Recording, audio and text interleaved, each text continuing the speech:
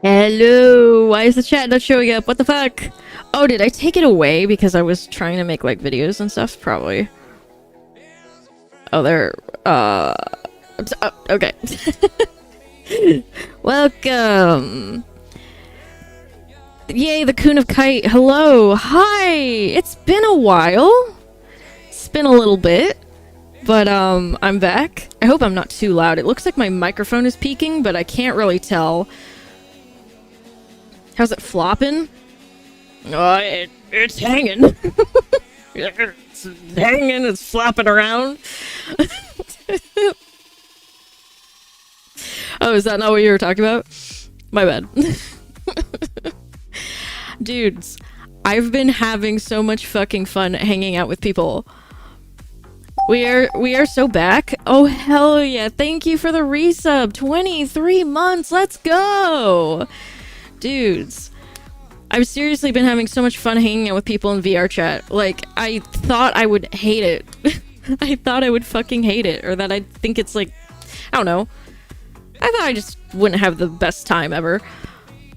But, yeah, no, it's been great. I mean, I also got to see you, Rick. I got to hang out with you, which was fun. We should hang out more often. Yeah, it's why I, oh, it's not showing up here. Where to go? Whoops. It's somewhere. Somewhere off in the distance. I don't know where I put it. I had like a goal set so that I could maybe get myself like a quest eventually. Maybe before my birthday. Oh, there it is. It's at the top. But my birthday is like still a little bit away. It's in January, like at the end of January. So I'm hoping I can work my way up there. I'm gonna do some like gaming time and challenges. So it's like chat torments me for it like usual. That's why am I saying it like it's not the norm? The chat just fucks me up every time. But yeah, I hope you guys are doing well. As I said, I've been having a really good time. It's why I have not been streaming or making any videos. Not just that, but part of it is I was hanging out with a lot of people, chilling, getting to know people more. It's been really fun. I've been hanging out a lot with Shin and Citrus. And then I also started hanging out more with Guy. It's been... No way you're live again. It's Olivia, by the way. Olivia! Hello! Hi, it's been a while. But yeah, I was having so much fun hanging out with people that I didn't want to do anything else. However, I was taking that time to make plans for the future because I know I have trouble with making content. So I was like, how the fuck can I do this in a way that I'm not just spending all of my time stressing over it, right? And I realized if I pre-make videos, because I ramble a lot, I rant about all sorts of things that are current topics, but also that have been like problems for years. So it's not like it's something that, you know, will die and nobody will care about, right? So, I was thinking that I just pre-record a whole fuck ton of videos and then schedule them to go up over time. So even when I really don't feel like making a video or there's nothing to talk about, there will still be tons and tons of content. You know what I mean? So that was the plan for phase fucking 3, so that I can have videos pumping out all the time and then still have time to stream and still have time to hang out with people because I've been having so much fun socializing. And yeah. So that's the whole thing.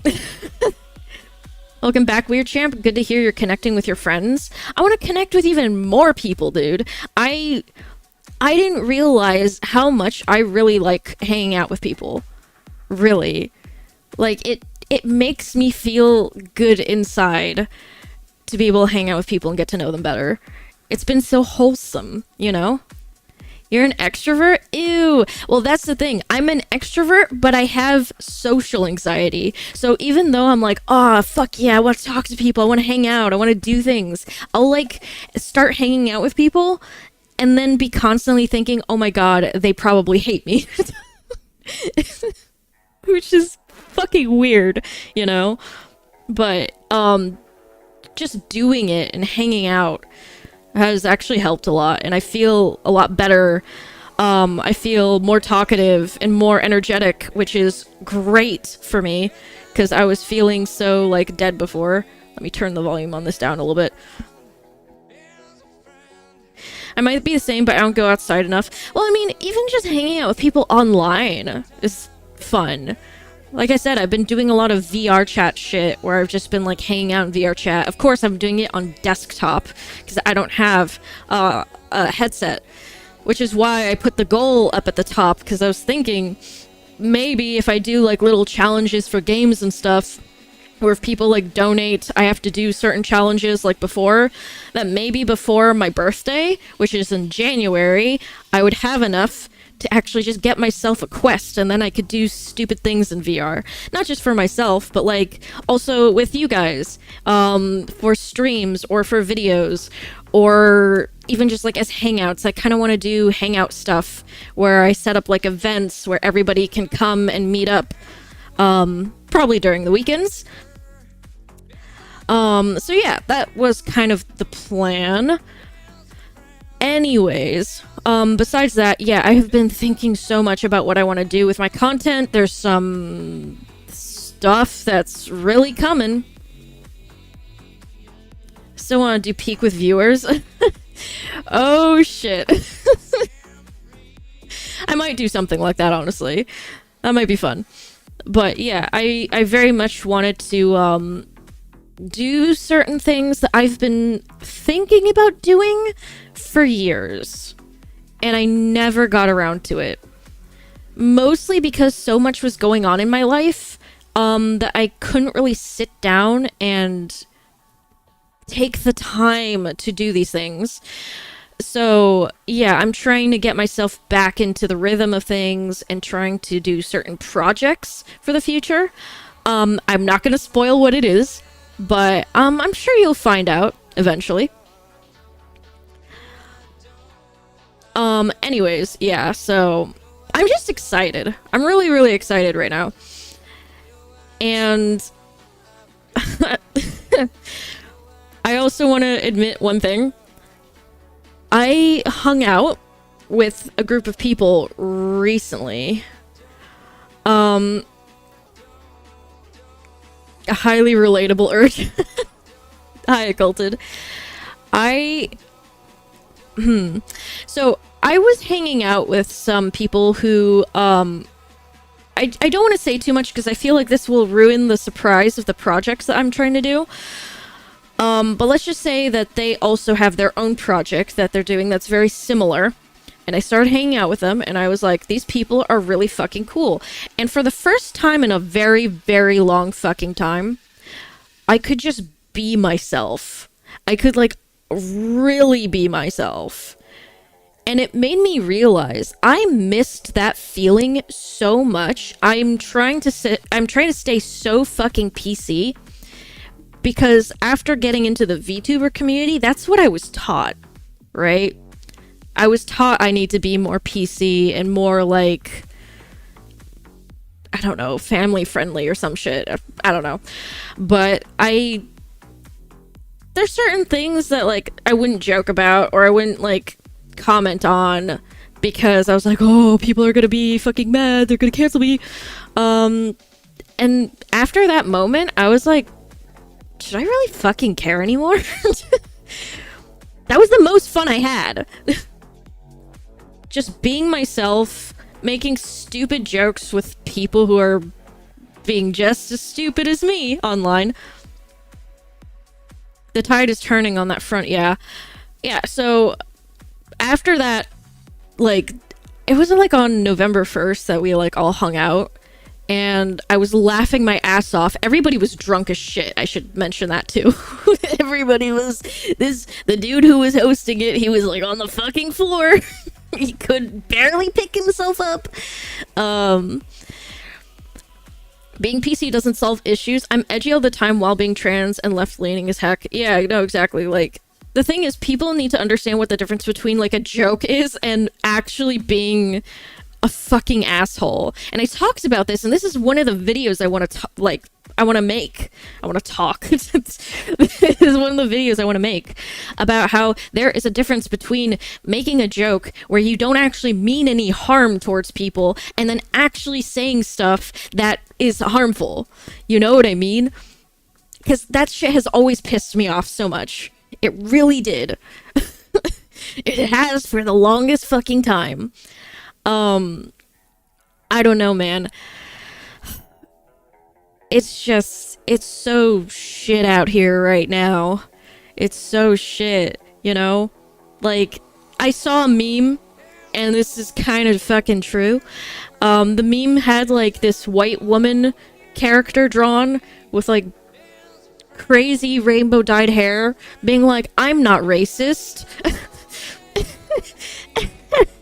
And then, like, all her friends were other white women. And then you have a dude, like a fucking Giga Chad at the bottom being like, no, I am racist, and his friends are from like all over the world. And I'm like, yes, that. There is a difference between somebody who just wants to like virtue police, who actually is a problem, and then somebody who'll like joke about stuff but is actually really accepting. What the fuck is that sound? I keep getting it. But it's stuff like that where I'm like, I'm seeing it more often. Like I said, the group I hung with, they were making so many jokes where I was like, I could never fucking do that on Twitch. But I was laughing, I was having a good time, and they were so fucking nice. I can't even begin to express to you how nice these people were.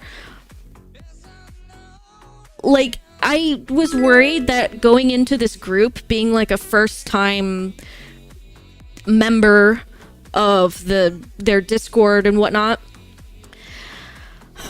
I thought that maybe they would just like ignore me and I'd be kind of left out. No, they were super inclusive. They were like, yeah, come on in, Kite, fucking chill with us, you know, made me feel really welcome. They were just so cool, man.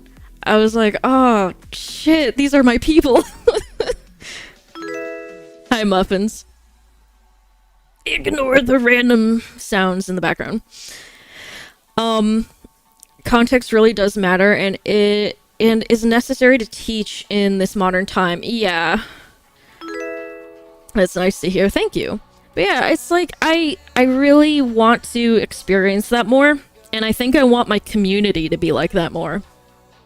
I want people to relax and feel welcome and be able to joke around with each other and know that we don't mean it, you know? Fucking...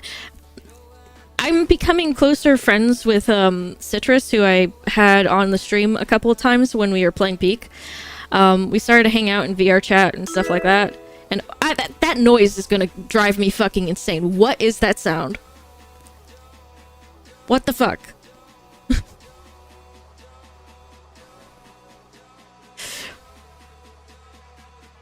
It's nice not having to feel like you're walking around on eggshells. Yes, that's the feeling. That's what I mean. Like, I'm just so tired of it, bro.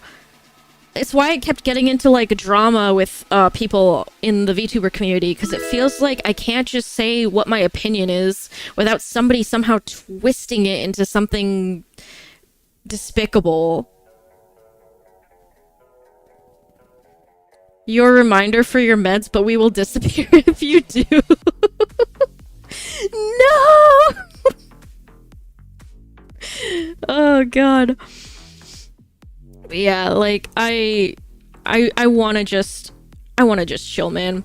And I want more people like that in my community, because I'm noticing more and more that a lot of people are getting super tired of all the policing, and they just want to have a place where they can feel accepted and included and also just be themselves, right? And I want my community to be that, you know? I want it to be a fun place for people, you know? Warning, this computer will self-destruct in 3 minutes. Oh, man.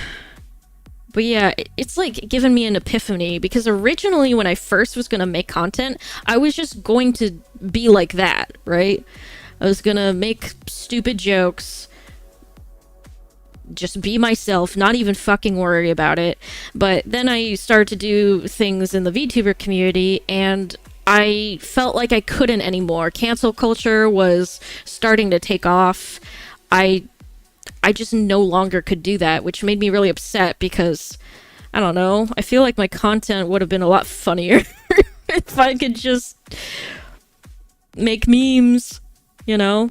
I started to do it a little bit more, you know? Here's a great example of the kind of jokes that was happening within that group. The first second I stepped in, so I joined this VR chat world, right? It's like a Halloween event. It's on November 1st. We were just chilling in some Halloween world. I didn't really know how people were gonna be, so I joined as the cat, you know, the one that fucking spins. Yeah, I had a fucking avatar that looked like that cat. And so I join, and then I go up to the guy who's like in charge of the event, and he fucking like looks over, looks down at me, and he's just like just like puts on like a really bad Chinese accent, and it's just like, oh, so delicious, trying to like fucking eat me. And I was like, what? And I started laughing so hard.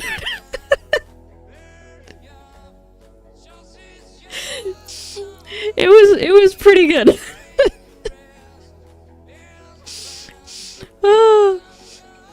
So it was stuff like that where I was like, I think that kind of stuff is funny, you know? And I started talking to everybody else there. Again, just like the meme, pretty much everybody there was from different parts of the world. There was trans people too. Trans, gay, everybody was there, and it was just like, I've found my people. This is it. A lot of V-tweeters out there trying to cancel people for offending them. It's so dumb, because it's like, if you don't like something, just don't watch the person. Done. You know, I'm not going to change myself for you and your bullshit. Because then it's no longer my content. It's no longer my community. There's a mute button for a reason. Exactly. There's a block button for a reason. Exactly. And people don't understand that. And they'll get mad at you for not, like, conforming to them, which is really weird. So yeah, I'm just like, fuck it. You know, I feel like I've made a lot of, like, pretty good jokes the past couple weeks when I've been hanging out with people, and I'm like, oh, if I said this in a video, it'd be really funny, but like, I feel like people are gonna get mad at me for it, even if it's not even like that bad. Even if it's not that bad, people are still gonna get mad. That's kind of the moment I was like, I no longer care. It's an Ouroboros. The people who canceled do it because they are fearful of being canceled for not canceling you. Yeah. But at this point, I just don't care anymore. Because it's like, either I do the content I love, or I just don't make content. Because why would I make content that I'm unhappy with, right? If I'm not having fun with it, then I'm not going to make the content. That's probably half of the reason why I haven't made as many videos as I'd like to. Because I keep being like, well, I don't know if I can talk about this, I don't know if I can talk about that, I don't know if I can make this joke, I don't know if I can make that joke, so I'm just not having fun with it, right?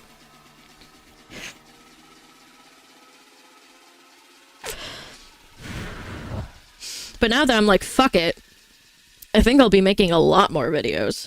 It might take some time for me to like pick up the pace and, you know, get myself working on it, but yeah, videos are coming. A lot which are probably just random rants, random thoughts from me, probably. So I'm trying to think how to formulate words. Yeah, that's pretty much it. I just want to make some extra content in between all the drama videos, because just doing drama about like current events also doesn't necessarily appeal to me all the time. There's tons of other things that I'd love to talk about that I just haven't. There's been one that I want to do because a lot of my like guy friends have talked about how shit the dating market is, and that they can't find anybody who's just like chill. There's so many like extreme leftist women they keep meeting who are just like ready to, I don't know, pull what they did with like fucking Tectone and be like, he fucking raped me. I don't have any evidence, but he did it. He fucking did it. But yeah, it's like I didn't believe it at first until one of these friends started to show their like dating app profile and all of the like girls that they got like matched with, And I was like, bro, what the fuck? They're fucking insane, dude! Holy shit! They're actually crazy! One fucking girl was saying, I want to have matching do not resuscitate bracelets. And I thought maybe that was a joke. I thought, okay, she has to be joking. But the rest of her fucking profile said otherwise. If I have to die, you're going with me. It's like, what the fuck? So, I wanted to talk about, like, dating in general, the dating pool right now, because it does feel really fucked. Like, I don't know what's happening. I keep hearing more and more and more complaints. So I'm just like, shit, what's going on? This is some conspiracy theory bullshit, you know? And I'm sure it's not just, like, with women. Like, I've definitely talked to, like, girlfriends who have had really terrible relationships. So I'm just wondering, like, what's happening? Like, I keep meeting cool guys who want to find a nice girl, and then I also meet nice girls who are trying to find a cool guy, and they just... it never works. It's like, what the fuck? Love the energy, but that is high-key bad shit. Oh my god. Citrus! Hi! Yay! I'm full of energy. I'm so excited. Fuck, I said the line. Citrus keeps playing in VR chat. He keeps playing a soundbite of me saying, I'm so excited! Now every time I say it, I'm like, fuck, I said the thing! I'm so excited!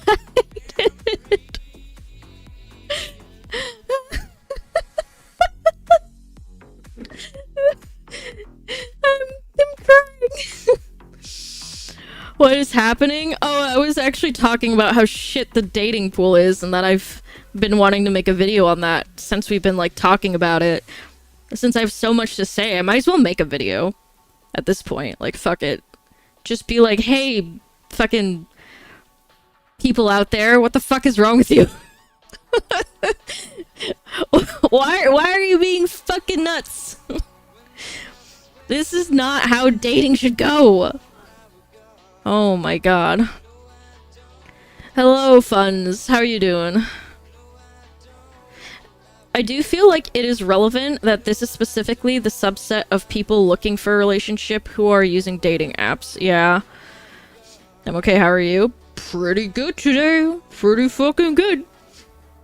But I can understand why people are afraid of, like, going to, like, dating apps or just... Hey ladies, what are y'all doing? You should all be goth girls instead of Citrus. Okay, so guys, we need to find Citrus a goth mommy. Are there any goth mommies out there who want to date Citrus? Oh.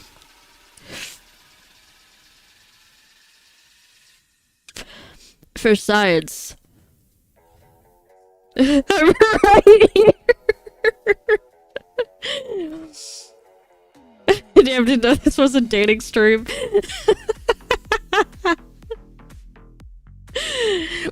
No, it's just I told Citrus I'd help because I don't know. He's one of the homies, and I want to see the homies happy. And he's like, I can't find my goth girls, and I'm just like, fuck. I'll do it. Fuck it. I'll go out there and find them myself. Oh. But yeah, like. Anyways. OMG finally caught you streaming, Kite. Yippee! Hello! How are you doing? The worst thing is that there's no other people to talk to. Yeah, I feel like COVID fucked up a lot. Few years in the oven. You're gonna bake yourself?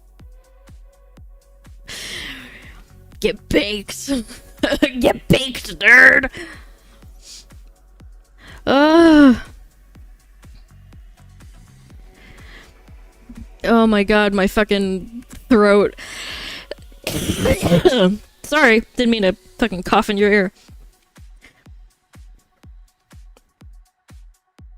Personality over looks, fellas. Yeah, no, that's true. Those pastries that need to get filled. Oh, damn. Oh, shit. Olivia being a little spicy today. Hi, Citrus. Whoa. This is funny. I wonder how many would like hearing coughing ASMR in their ear. I can do that well. Worry too much for him. SH. I hate Ko with my every goddamn existence. Yeah. But no, like what Fun said, it completely right. Like there's a lot of things which I feel like brings in the girls. I mean, I've literally told all my friends about this. For fuck's sake, Citrus. I've had experiences where people have thought online that I was a guy, and I've pulled bitches by accident. And so I have had some experiences.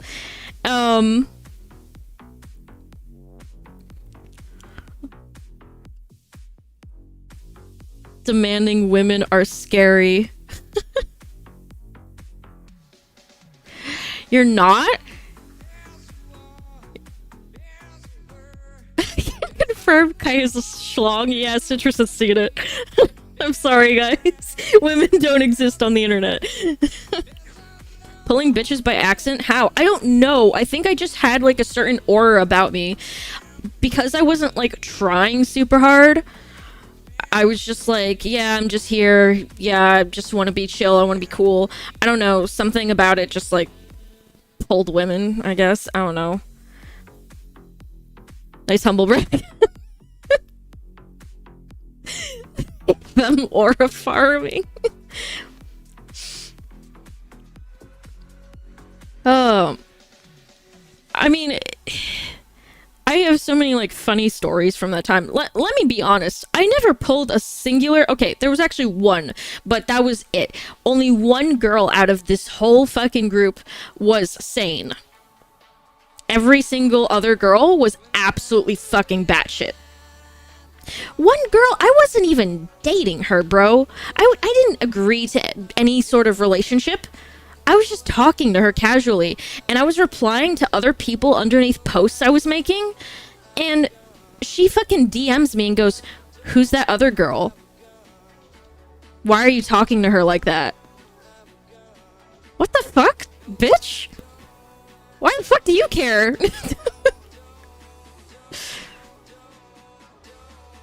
Oh god, red flag. Get out. Yeah. It was just... She thought we had something because I was nice to her. Which is like, dude, I'm nice to everyone. You're actually delusional.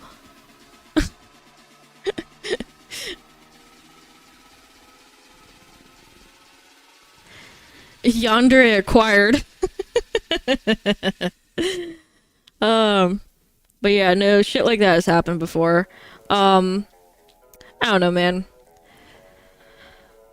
Well, I've had some wild experiences. Hi, it's me. I'm not floppy. Back to Twitch I go. My bad, I got confused. Silly and goofy.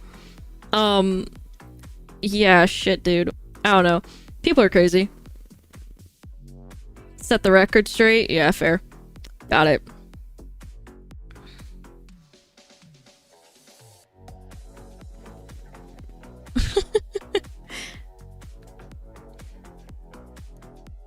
I know, listen, I know the dating pool is shit, and I told this to shit, and, like, I hope you don't mind me saying this, but, like, do you use ARC? What's that?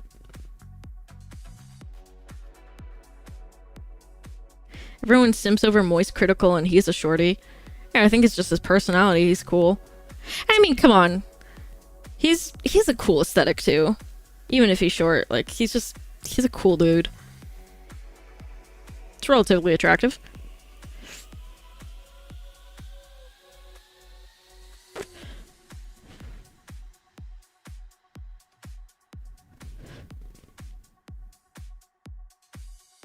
I think I can immediately stereotype you. That's wild.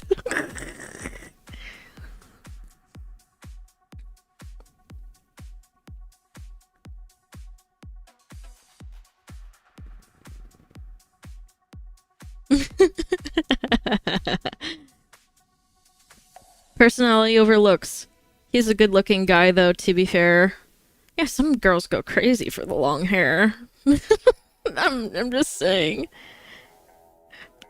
I use it for work, okay. I have a... You said the J word. Job. Oh, the J slur.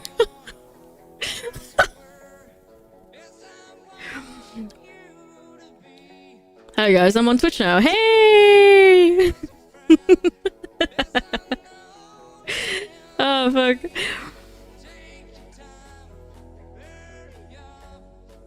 I don't know what you're talking about, man. I don't know.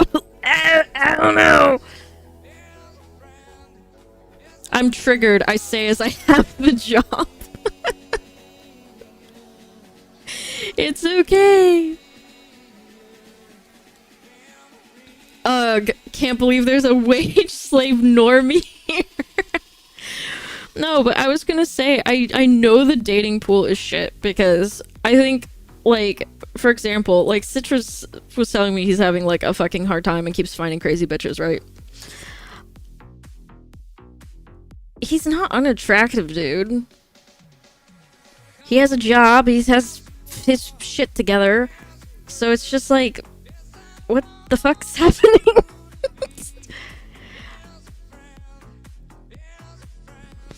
You know?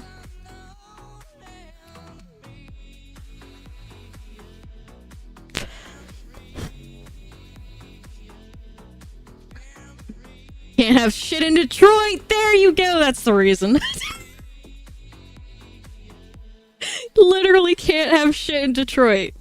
Oh my god.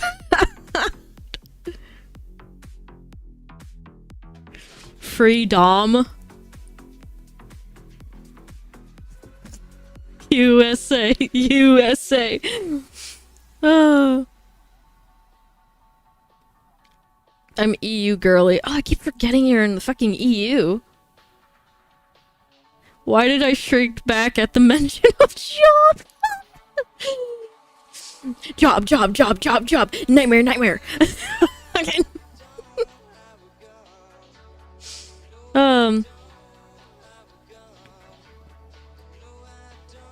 I don't know. I fucking ask him. Desert Nomad is asking a question over on YouTube. I don't know if you could see it. He said, but does he check the 3 6s? I don't fucking know. The fuck is that?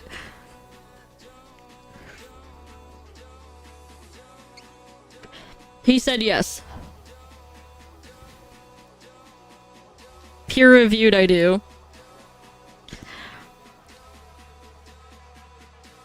Blackstar and Check agree. I'm fucking agreeing. It's bizarre to me, you know? It's really bizarre.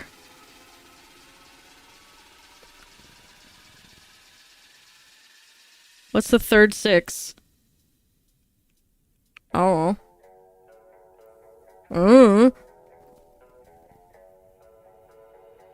Anyways. So, yeah, no, shit's fucked right now. Out here.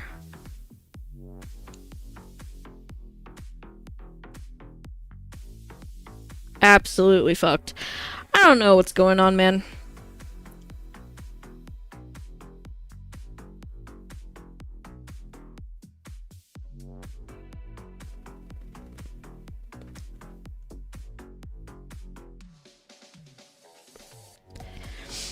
You okay? How's it going today? It's going good. It's going good. Hi. How are you doing? But yeah, I don't know. I feel like even a fucking Shoya, I think Shoya DM'd me, but I didn't really check. Freaking out. Because, bro, like, we were on call, and I was, like, talking, and fucking Citrus, like, showed, like, a picture of himself. I was just like, haha, it's him. And Shoya just goes, like, that's him? And then just fucking dies after.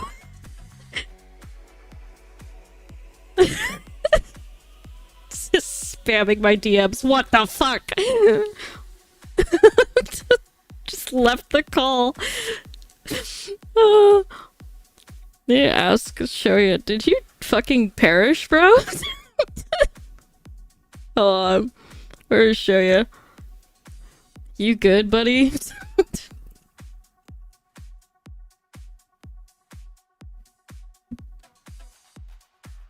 Oh my god. Oh, flashbang myself. Good. I scared them to death. You're not, though. Okay, show my VR chat model. This basically what I look like IRL. Okay, yeah, sure. Just totally. He's actually, an e-girl. I don't have a picture of your VR chat model, so I can't show it. You're gonna have to send it to me.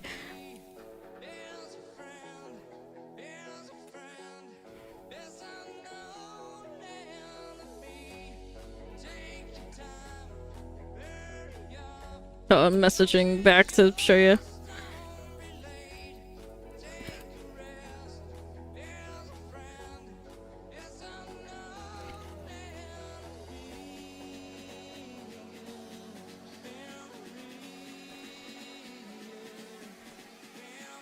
I's here. That's fucking devastating. I'm sorry I didn't save it.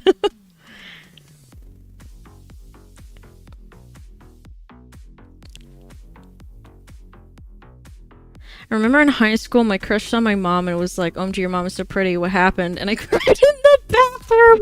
No, that's so mean. Oh my god. No, don't listen to them. They're just being an asshole. They're being an asshole. Ignore them. Ignore them. That's brutal. Fuck them. What's the damage this time?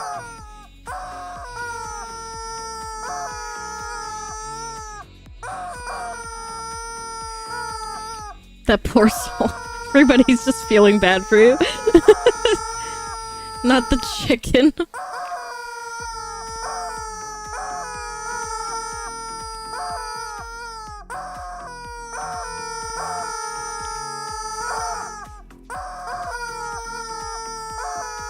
Muffin Man? The Muffin Man? Hold on, I'm asking Shoya a very fucking important question. Erect.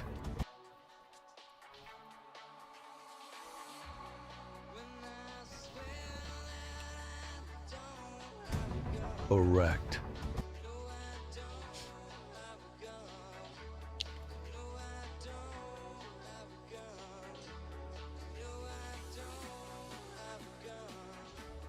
I am coming, I will say it myself. Okay, well, wow, brave soul, brave soul. Fucking, I asked a question to Shoya, and Shoya was just like, I'm just gonna come immediately right now and say my opinion.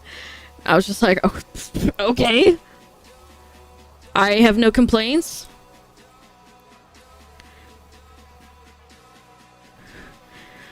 I'm gonna come. Yay! Fucking the Donald Trump meme. Erect. Oh, okay. Here we come, gang. Gooners. All of you. You can't escape the allegations. Like the second they crack it, they're like.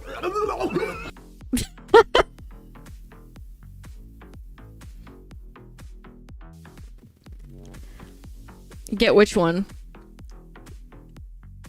Get what? On the male side, when your dad becomes really successful, you always get compared to why you can't do the same thing. Ah. I see. I getcha. Oh my goodness. Alrighty. Gooning and it's not even bedtime SMH. 201k. Holy shit, that's a lot.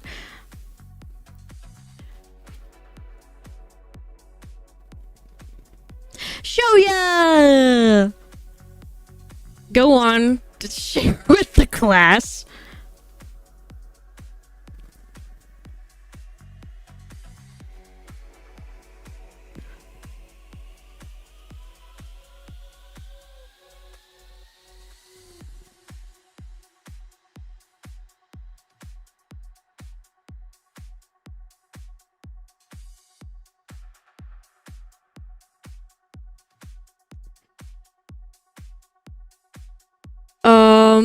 I was originally saving up for 500k for a joke redeem he had, which literally was stop edging, but he removed it. Oh, it sucks.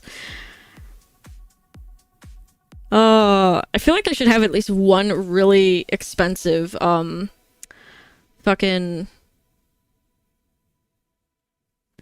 whatever it's called, like, channel point redeem thing. But I don't know what it would be, that's the thing. I really have no idea. Was too slow to spend? Oh. So sorry, Olivia. Do you get channel points if you buy shit? I don't know what you mean by that. I don't know what you mean by that. I'm reading everything. And one, I spent 200k and gained 36k. What? Let's fucking show you. No, don't add him to the list. Stop making your list bigger.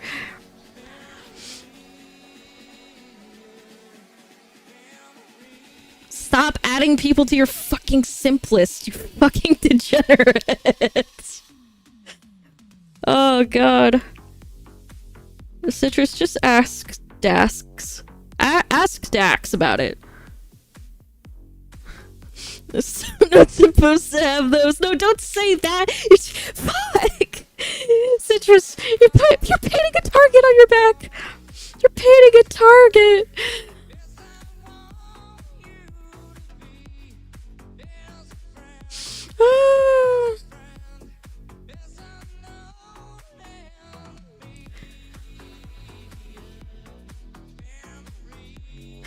Sims is a massive aura loss.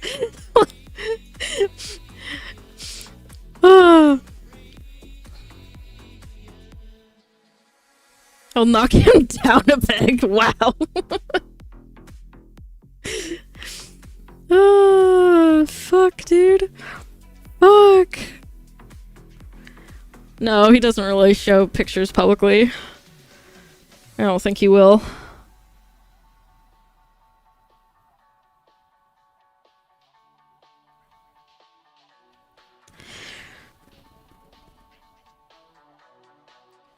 This is not fair.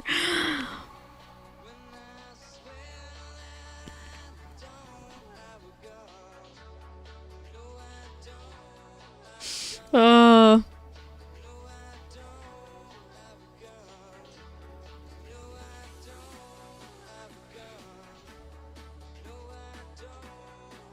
your base too, that adds to it. You're hurting your first fall.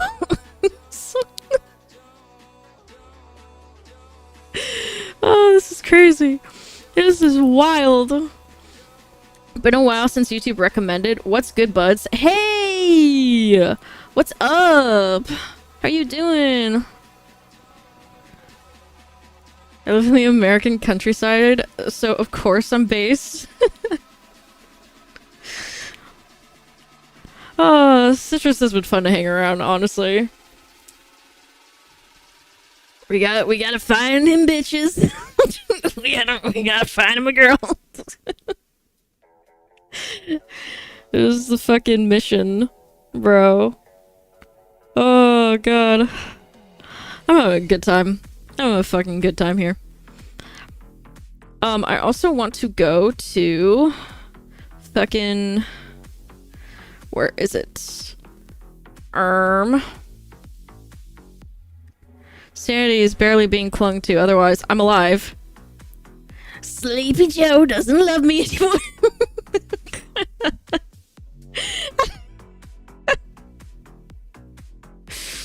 Fucking stop! Stop! Thank you for doing the voice. This is gonna turn into a soundbite.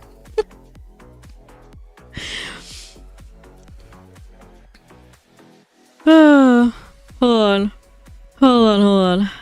We have to actually get around to the videos because I want to I don't want to make this stream too fucking long. It's already been an hour of just me talking. So let's go to drama time.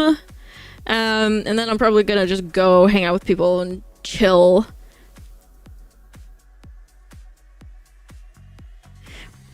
Friendship with Sleepy Joe ended. Now Crooked Kamala is my bestie.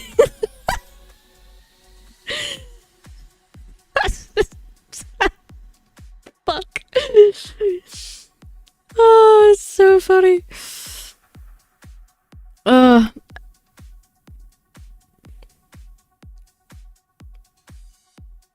Man. Alright. Drama time. Some new stuff with Anissa Jamha happened. Let me turn off my music. Let's go. Let's fucking go. Ree! I'm ready. I'm fucking ready. I need to turn this up though.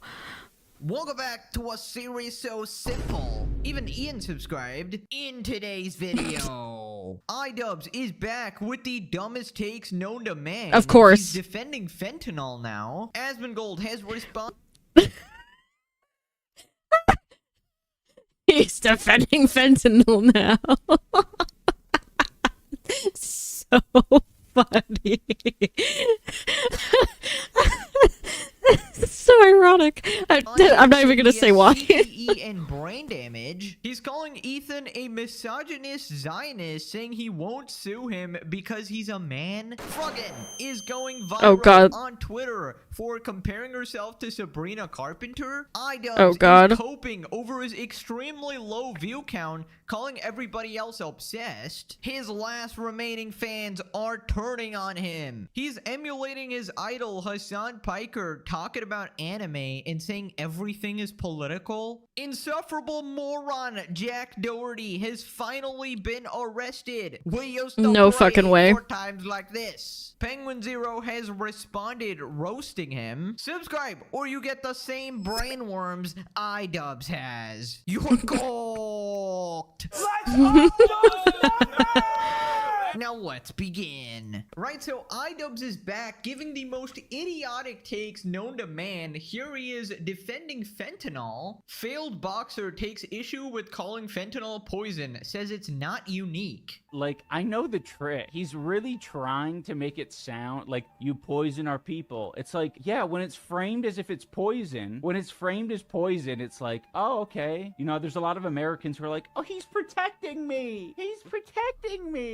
Well, why did all the people overdose from fentanyl whenever they didn't think they're taking fentanyl? I mean, what would you call? I call that a poison. I mean, what do you mean? What a strong alpha brave defender of Americans. But then when you realize holy that shit, he's just prescribing drugs, like obviously. Well, yeah, fentanyl is used as a painkiller in some cases, but whenever you add it without telling somebody, you're trying to poison them. What is this? Obviously, fentanyl's killing people, but it's not like uniquely distributed from people off the coast. Well, it's uniquely so. The reason why Yes, fentanyl it's is true. different is because there's such a small amount of it that can be deadly to somebody who doesn't have a tolerance to it. A very, very small amount of fentanyl could kill you. It can basically be like invisible almost to somebody. Dude, honestly, what the fuck happened to iDubbbz, dude? This man is out here defending fentanyl in order to own Trump, it seems. I mean, of all the things you could criticize, this is what you actually pick. I mean, dude, we get it. You're woke. You're super woke. You need to show it to everybody. You're Hassan-brained. You need to disagree with every single thing on the opposite side or whatever, whether it be Ethan or Trump or any one of your enemies, right? Even if they say the sky is blue,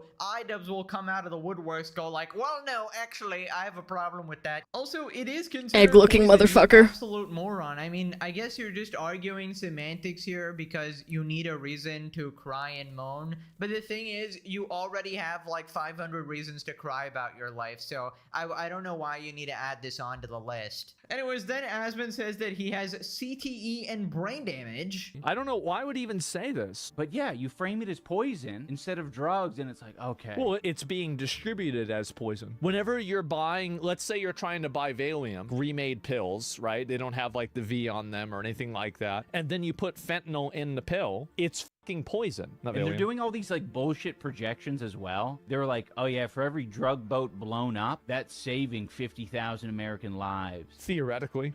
It's like, shut the fuck up. Painkillers in hospital, yes, exactly. Painkillers in hospital equals medicine. Painkillers out of hospital equals poison. Yes, but unironically. What? I don't... What? Sometimes whenever I listen to iDubbbz explain his point of view with things, I genuinely think that he got CTE from boxing. iDubbbz got fucked up by his wife, so you think he got CTE from his wife and not from boxing? I mean, not really a concussion. It's just she fucked up his head worse than getting punched in the head. I mean, many such guys have had situations like that. It would not be the first. I mean, at this point, the theory is like 90% on point because Anissa definitely had a role in creating the modern day iDubbbz, right? Whatever husk is left here. And she admitted that she was hyper left and super woke and that she watched Hassan Piker for the first time. He's not wrong, and though. said, Yep, you're "Oh, right." This is the first guy that actually gets it, right? Not actually her husband, but Hassan Piker, apparently. I think also on top of that, because I met Hassan in 2016, we did like Oh. Austin show and we were talking politics, and it was the first time that I had met somebody that got it. And then basically ever since then, she's been trying to mold iDubbbz into the white Hassan. If people see me as like the white Hassan, And it is actually Oh, tragic no, because he will said never that. become the person that you want him to be, right? Your goddamn puppet mastering is just hurting him more and more and more. He's not even alive anymore. He's basically just a husk of a man. And honestly, I don't even doubt the CTE theory because he got that pummeling from Gorgeous Gabe beating his ass, and then Anissa was getting off to it, so I don't know how many times that happened. So he probably got beat up repeatedly, I don't know. Pure responded, taking unprescribed super painkillers in the street isn't the same as taking prescribed super painkillers in a hospital. Astute observation at the end there. I hate Trump so much I'm gonna start smoking fentanyl now. That'll show them. Soy face. That's another thing he has in common with Hassan Piker. The soy face. There's a lot to criticize about that guy, but this is the stance he chooses to argue.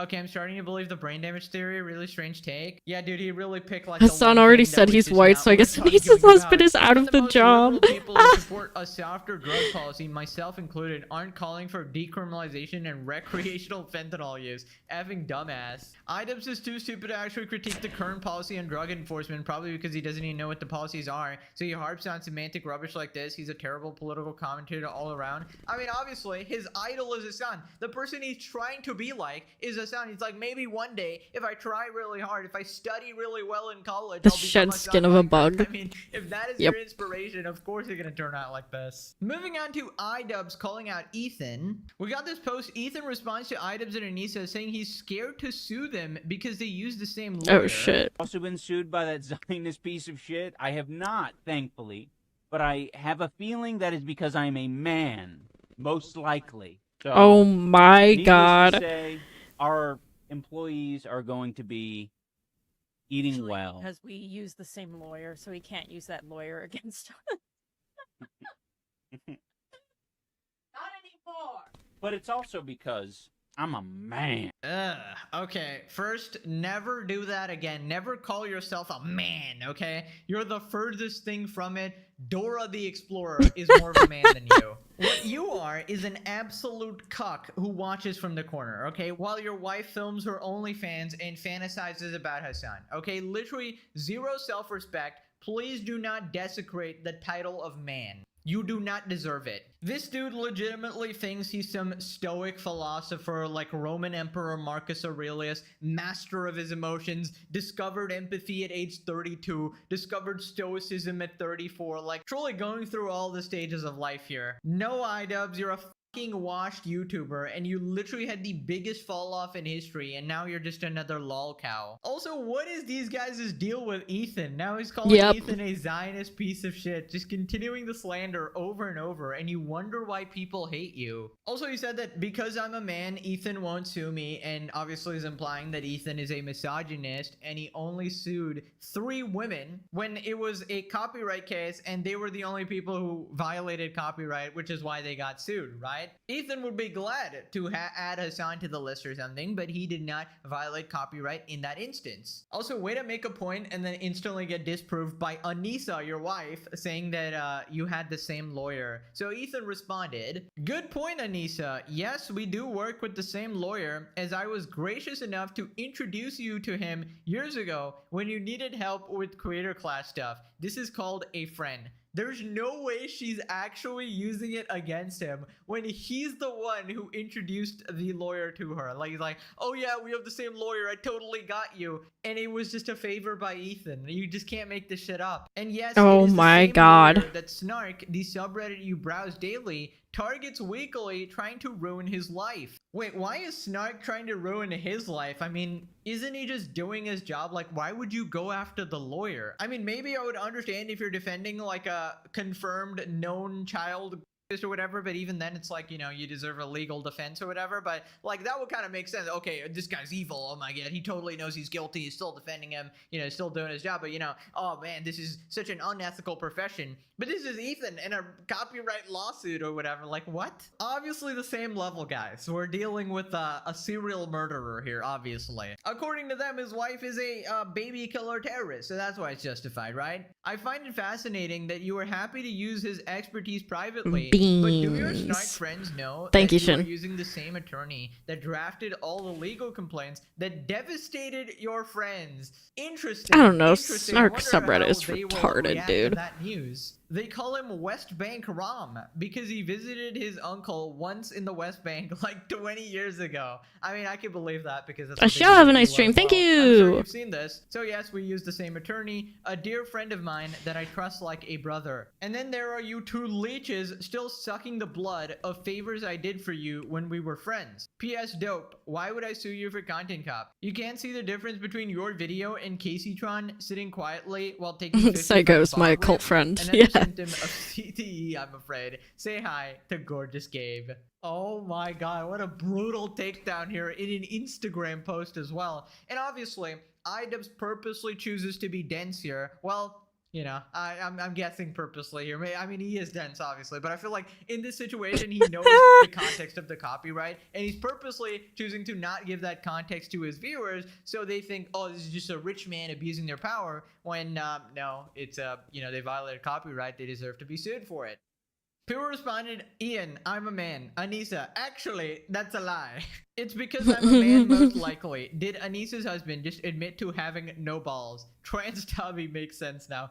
And the goated SpongeBob reaction pic. A common one in my collection, of course. Oh That makes my Anissa lord, people are just donating to cooking one of them him. weird as frick, and she's still using the same lawyer as a Zionist. She has no morals. Oh yeah, I can't believe you're sharing a lawyer with a Zionist. Oh my god. Everyone should totally turn on you. I love the narrative that he's Have suing fun with anyone your who talks ill about him, manhwa. and he's currently only suing people who bragged about stealing. iDubbbz, buddy, if he could guarantee you being homeless, he would. Yeah, he would like jump on the opportunity to sue you, alright? He's Clearly just acting on stuff that he can win in court, right? Anissa's so wretched, it's so funny how she's cackling like she got some own, only to once again walk into a raid. They are cartoon characters, honestly. Can iDubbbz even afford that lawyer still? He got some I don't cookies, know, well I don't know. done. Maybe Ethan gave an early down payment. Right, so we're not done with iDubbbz yet, but real quick, I just wanted to show you guys this Froggen tweet. Right, Oh, so somebody fuck. posted this, Jesus "Post you Christ. and your celeb Scared the shit out of me." lookalike." This is mine according to Internet and Friends, and we got this girl in Sabrina Carpenter. And brace yourselves, we got Froggen here.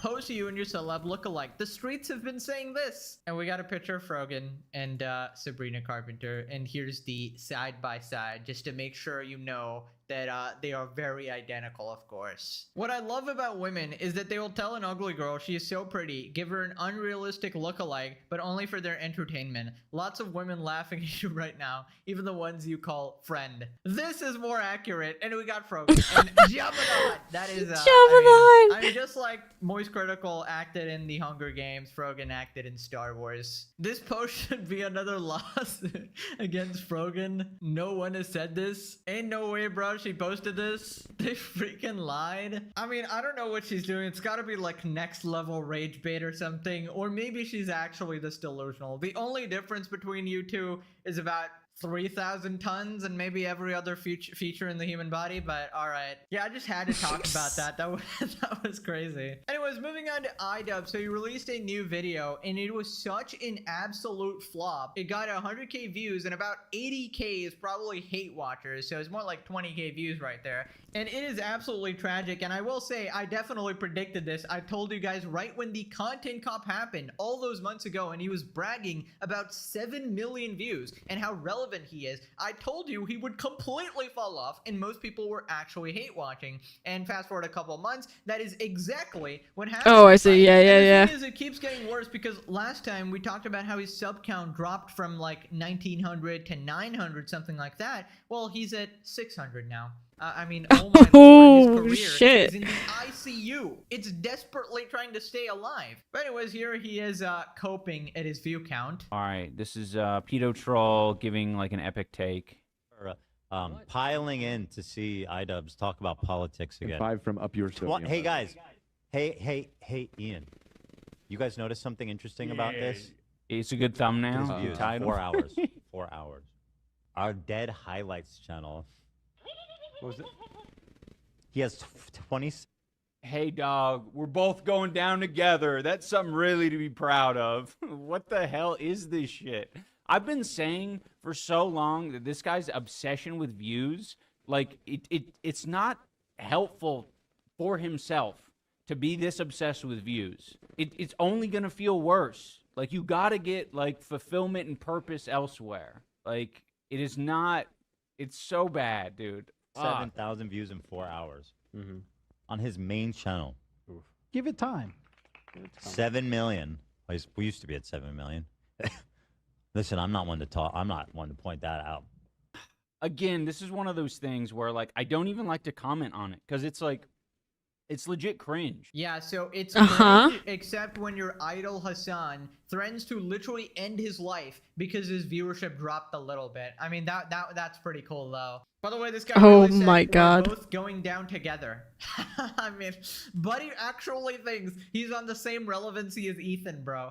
I'm sorry, you're not even competing anymore. You're not even on like 1/4 the level of a slot. Yeah, or massive something, cope. Because this Holy is your shit. video, like once a month. Let's say it's actually at 100k views, which is not. It's a bunch of hate watchers, as we'll see on his next upload as well. It'll just go lower and lower and lower. But yeah, as Ricegum would say, irrelevant. Also, he really think he got a gotcha there, saying, Oh, you you were knew so the obsessed with OG, views." Well, yeah, Ian. I mean, that's Damn. one thing, right? Being obsessed with it. But another thing is not caring about it at all, right? Because that means you're not actually making content that people like. You need to care about it a little. You need to focus on it a little. Because, you know, that's like seeing someone go to the gym and be like, this guy is so obsessed with his appearance and his health. Like, that is so disgusting or whatever. I mean, yeah, if you're a bodybuilder on copious amounts of steroids and you have body dysmorphia and you have great anxiety and health issues and stuff like that, sure. But if you're a regular guy taking care of yourself, that's good. It's obviously a happy medium there, right? Also, it's called Yup. liking your job, liking what you do and caring about it. Is that so bad? For example, I'll just tell Yep. you how I handle it right now. I don't really check my views that much because I don't like to deal with that anxiety, but I'll check it maybe once or twice a month or It's so fucking retarded when people are just like, why do you care so much about views and growth and blah blah blah blah. What? Like, if you want YouTubing or whatever it is to be your full-time thing and that is your dream job and you want that, obviously you're gonna fucking care. Obviously. What the fuck? What are you, stupid? Like, what the hell? Oh,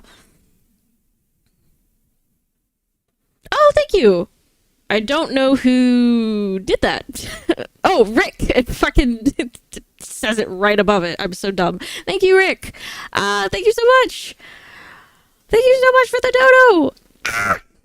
something like that, just to see what's going on, see if I'm actually on the right Sorry for track the or scream. doing good at my job or whatever. I hope it didn't blast when I your see ears. I made like 170 videos here, and all of them have like insanely consistent views, I know that people are loving the series. Now, if the views randomly dropped a shit ton, then I would know, okay, people are not enjoying this, it's time to switch things up. But people are loving it. Yeah, that's true because too. It's the world's greatest cinema and the greatest series ever created in the history of the platform, history of the universe. Even aliens are watching. Just check on Mars. Also, in order to actually make good content, you have to actually If take it's your pride in damn work. I job, try to make it, that's you your know, funny paycheck and there, of entertaining course and you need sort to of care unique, add my little twist about to it, at least whatever, somewhat. and that way Yeah. you can sort of stand out in the community or whatever. But unlike you just make fucking dog shit for nobody that is hated by everyone. And even when you made good content, now you're like, oh yeah, that was the worst thing I've ever done in my life, like, because these people have fucking guilt tripped you or something like that, right? So much so that you can't even operate on a human level without constantly feeling the need to pay like reparations for existing. How many times are they gonna remake the fucking Wizard of Oz? I have no idea. I didn't even know there was gonna be another remake. They don't actually like the political turn his content is taking, and this is how he. I checked out your Ko-Fi out of curiosity, and that was your first model? What do you mean? What do you mean? What are you talking about? Specifically. Which model? Are you talking about, like, the dog one or the one with the purple hair? In gallery. The pink one. Oh, yeah. Yeah, that was. I still have it, I'm pretty sure. I still have it somewhere. Maybe I'll show it later. Before the end of stream. I'm pretty sure I still have it.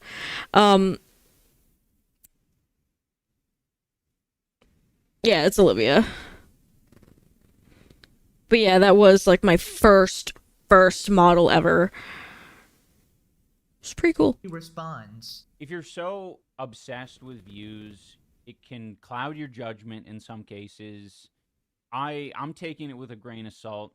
You know, some people say things like, "Ugh," they like bitch and moan about it being political, and I said in the Discord, I'm like, dude, like a lot of the videos that people are watching and a lot of the things that people liked about my previous videos were the politics. I just obscured it by talking about surface level drama that made it not seem as political. It's like, oh yeah, this is just like making fun of this this blonde woman Tana for 20 minutes or however long the video was. And it's just like, no, that was like a comment on speech and what I bet you people could. should and shouldn't be saying. It's so fucking obvious. Same thing with the rice gum one.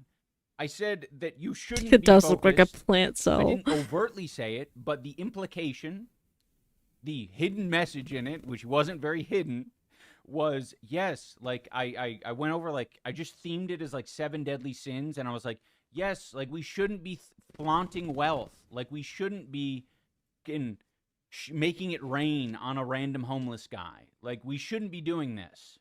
Like these are political messages. So when people come in and say like, what the fuck, it's so political, you're trying to do politics now, it's like, what, just by saying, like, just by being like less, just by essentially hand-holding you before I wasn't being political, but now saying it like it is, that's suddenly political. It's like, fucking... Oh my god, you dumbass. It's not a political message to say that, oh, this guy's a douchebag, this guy's an a-hole, this guy's doing something wrong, he's a piece of shit.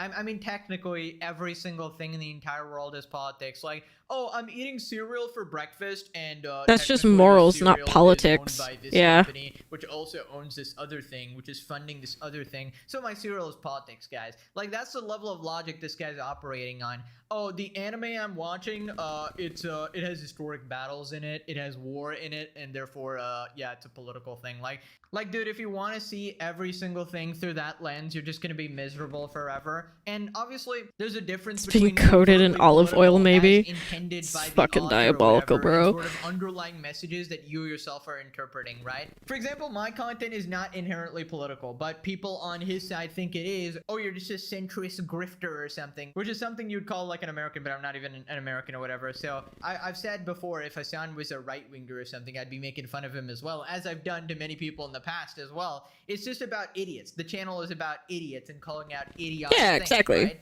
That is like It's also what I wanna do, just call out idiots. lolcow or idiot, we're gonna be talking about them, right? Whether it's political or not. And sometimes there's a little bit of crossover, but I try to maintain that line and say that, hey, I'm not gonna talk about this because I don't know much about it. And I'm not interested in sort of creating that sort of divide. Dude, he's so beyond saving at this point. He's completely Silent it's the in exact his same talking baby points as oil. well. And the fact that your own viewers are desperately trying to save your career, saying, stop inserting politics into your content, and you just ignore them, right? I mean, no wonder you're losing subs. You're just not listening to your community. So then he talks about how his Oh my biggest god, he fans are turning really on is him, and shiny. He's laughing about it. One of my biggest haters. Baby oil. I won't say their name, but I realized one of my biggest haters has like a really long history of posting in on my Twitch, like, you know, commenting and all this sort of stuff. And I just thought it was so funny because they were very clearly like sweet, You got and they were a got. fan, and they liked what I was doing like basically a year ago and onwards, not onwards, previously. And I was like, oh man, like this person did a complete flip. Yeah, it was a strange thing. I just thought it was funny because this person, like, you'd think, I don't know. Over time I've realized that some of my biggest haters were originally my biggest lovers. So hate and love are very similar. They're what very the fuck similar is he in a lot of talking ways. about? So it makes sense that someone's brain The amount of would copium. flip in that way. I do have hope for them in the future, though. I think things will get better for them. Bro's actually just describing himself. I mean, he's taking every trait of Hassan, even the projection here. I mean, that's kind of what we want for you, to come to your senses, right? Something fucking flipped, and we're praying to get back the old Ian, but I think I'm done. I'm getting off the ship at this point, the copium, the hopium ship.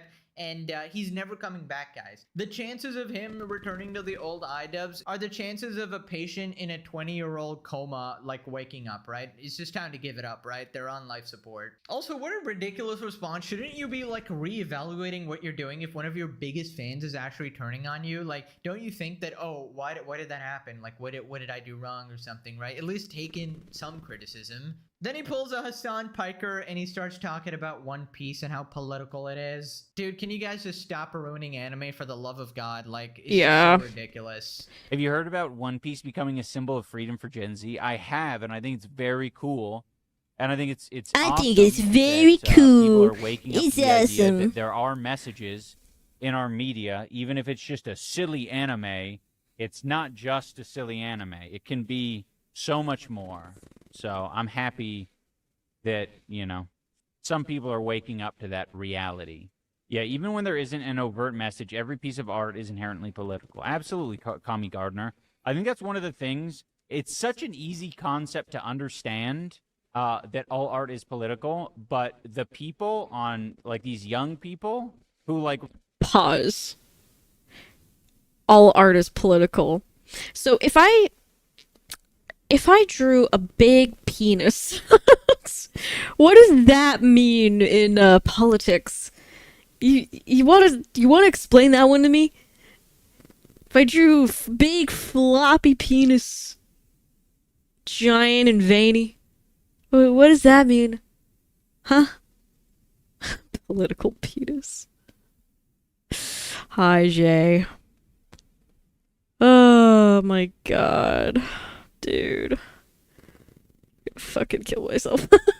I'm gonna fucking kill myself. I'm losing my mind. But Kite, are the politics 5 inches or 8 inches?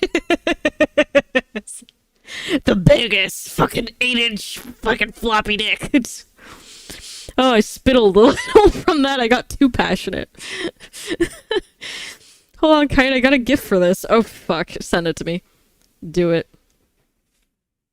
So curious. Oh, God.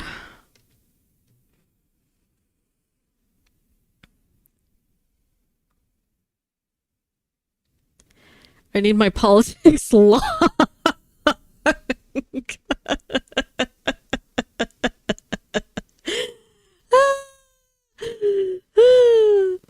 Woo!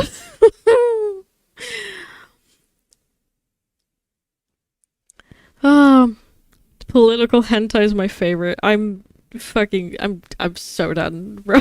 Refuse to believe that that's the case. It's so telling. That's why I want to I feel like that needs to catch on more because it is a very easy concept to understand. Like a 15-year-old should be able to understand that and not fucking grit I their heard teeth me. to fight against it. Yeah, dude, Hello, we get it. hentai. Everything is political, but what you don't realize is not everything is a reference to real-world politics. I don't think One Piece is specifically talking about America. Make or it talking 14 about inches. Donald Trump or Biden against the people. Like, yes, they do have a government in the show. They have like a navy. They're fighting the pirates. And there is a revolution. It'll be the biggest political penis. The best, the greatest. With insane abilities that make no sense at all because it's a fantasy world. It's not real life, you dumbass. And the thing is, I really wonder how you can take a piece of media like One Piece and be influenced in such a wrong direction. Like, Hassan thinks Luffy is like a terrorist and goes like, well, the terrorist in this show is a good guy. But so therefore the terrorists in real life must be good people as well, which is just fucking the most absurd logic I've ever heard.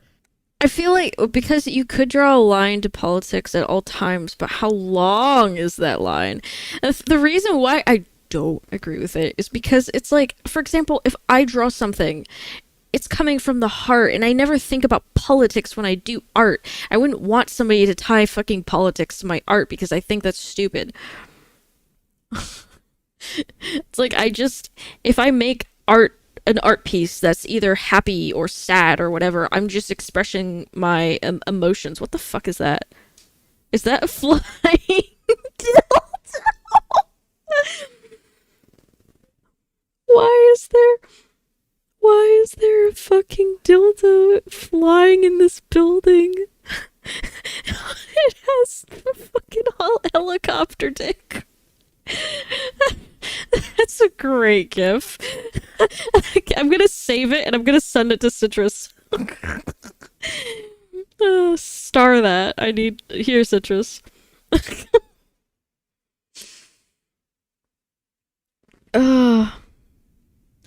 Let me do this. GIF favorites. Here. That's what Caddy sent me. I need to see the flying peen. Hold on. Shit. Hold on, Olivia. Where art thou in the server? Olivia.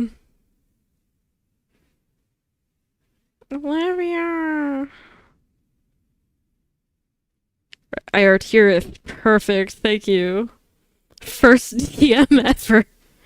And it's gonna be a flying cock. Here, choice.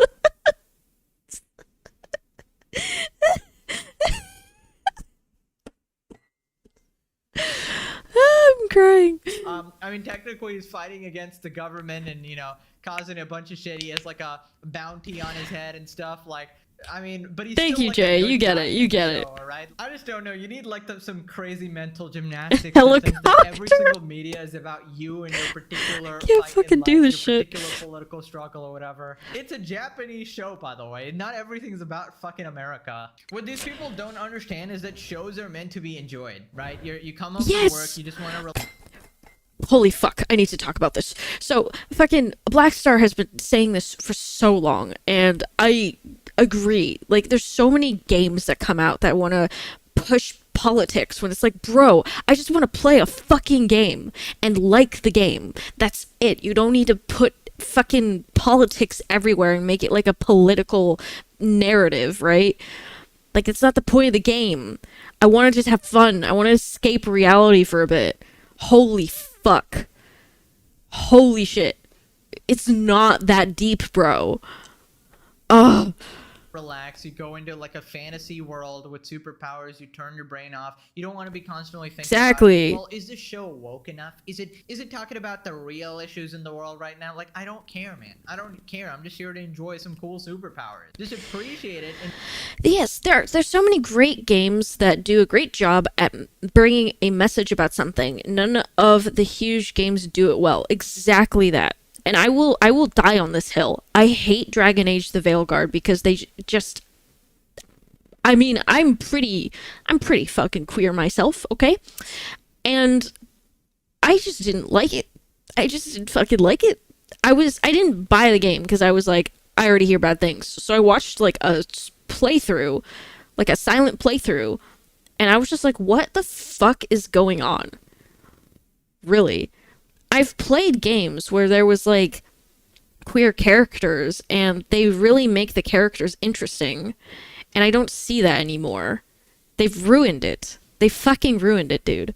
Holy fuck. enjoy the art for what it is instead of trying to make everyone as miserable as you. Right, so then he talks about his new video. Now, I don't know which one in particular, but it might be the new content cop or the new video on his haters. He was hinting at It's like, okay, I'm sorry to rant about this more, but for example, this is a show, this isn't a game, but fucking I loved season 2 of of Squid Games. I loved season 2, and my favorite character was literally trans because she was just a badass, dude. Like, nothing else mattered. It wasn't like, oh, this is the trans character. No, this is the badass girly who can fucking get a gun, storm the castle, and fucking just take out so many of the fucking pink guards, and it's just like, she's just a badass, and I love her, you know?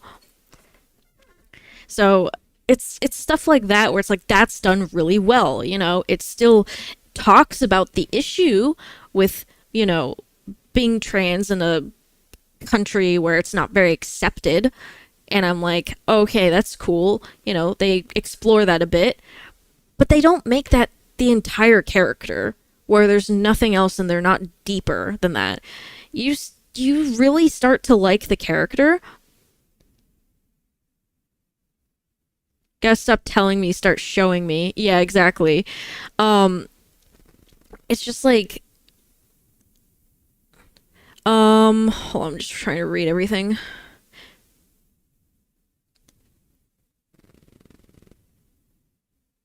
Noticing his bigotry. Shart showing you.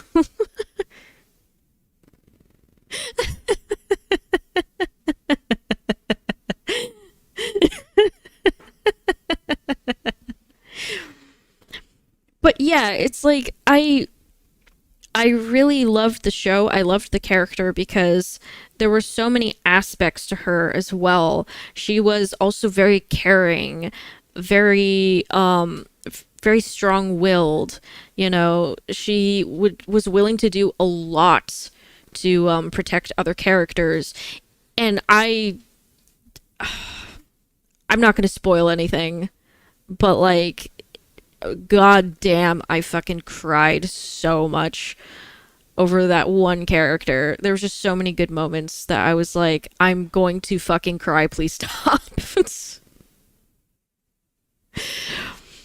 It's like stuff like that where it's like, yes, that is how you do representation, dude. That is how you do representation.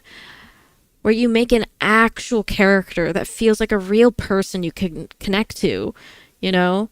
That's perfect. But don't just be like, haha, this is the trans one or the gay one, and that's it. Because that's bigoted, in my opinion.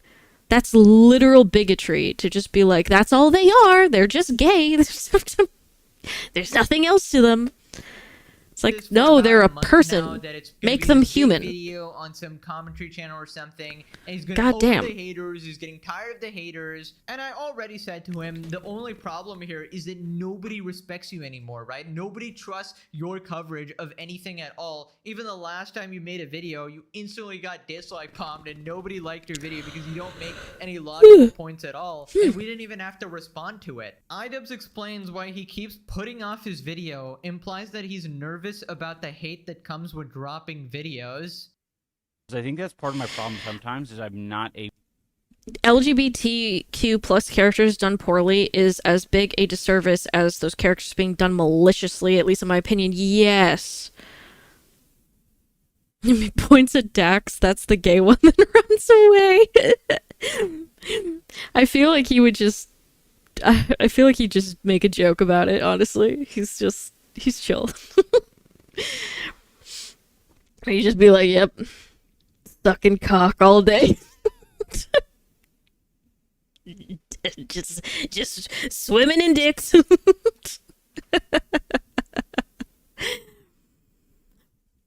But yeah, it's I want to see better character representation. It's not that I don't want to see representation. It's just that every time I hear about it, it's always done badly, so I don't have any faith anymore.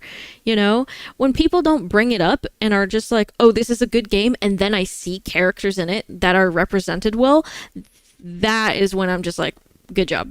Awesome. You know? But if people are like, this is the LGBT game, and they try really hard to hype it up, a lot of the time I see it's just not done well. It's done super poorly. And it makes me just so fucking mad. You know? I feel like I could have done a better job making a fucking game, and I'm not a game designer. I feel like I could make better queer characters than like half of these fucking companies.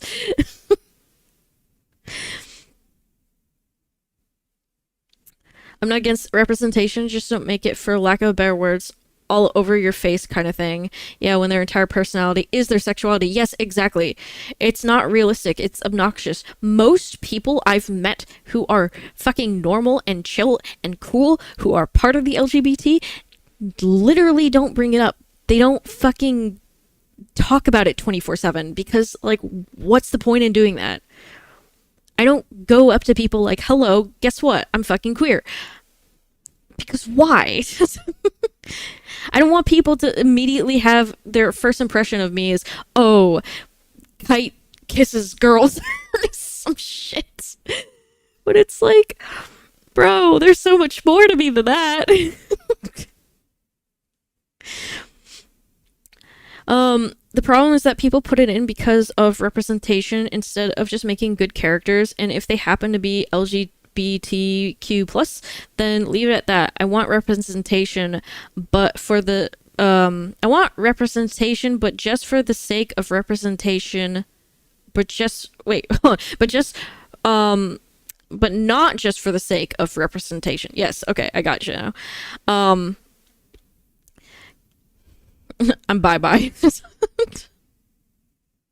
Yeah, I got it. No, exactly. Fuck, man. Best queer games are the porn ones, unironically. No, I mean, there's been games I've seen which are really deep and insightful and thoughtful that have queer characters. But it's not, like, super in your face. You can kind of just, guess. Oh, shit! Thank you, Citrus. Thank you for the dono. First thing I'm gonna do with a VR headset is go in there and fucking just like fist fight you. No.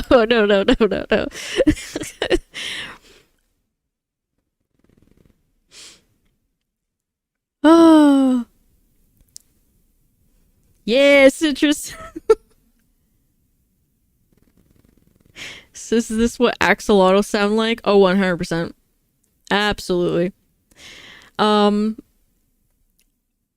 shit, though. Yeah, it's like, one of my favorites, favorite games ever, Hello Charlotte, has a lot of, like, queer-coded shit in it, but it's never explicitly said. You're just like, oh, wow, I think this person is gay. You just kind of figure it out on your own, you know? And then you're like, ah, wow, everything else makes sense now. I fucking get it. You know what I mean? It, like, adds to it, if anything. Fucking, it hit me like a fucking freight train that Charles, the character in the story, I didn't even think about it until, like, the last second. You just made me Google Hello Charlotte. I've never heard of that before. It's my favorite fucking game of all time. Favorite thing ever. Play it. It's very intense at moments. There's a lot of talk about, like,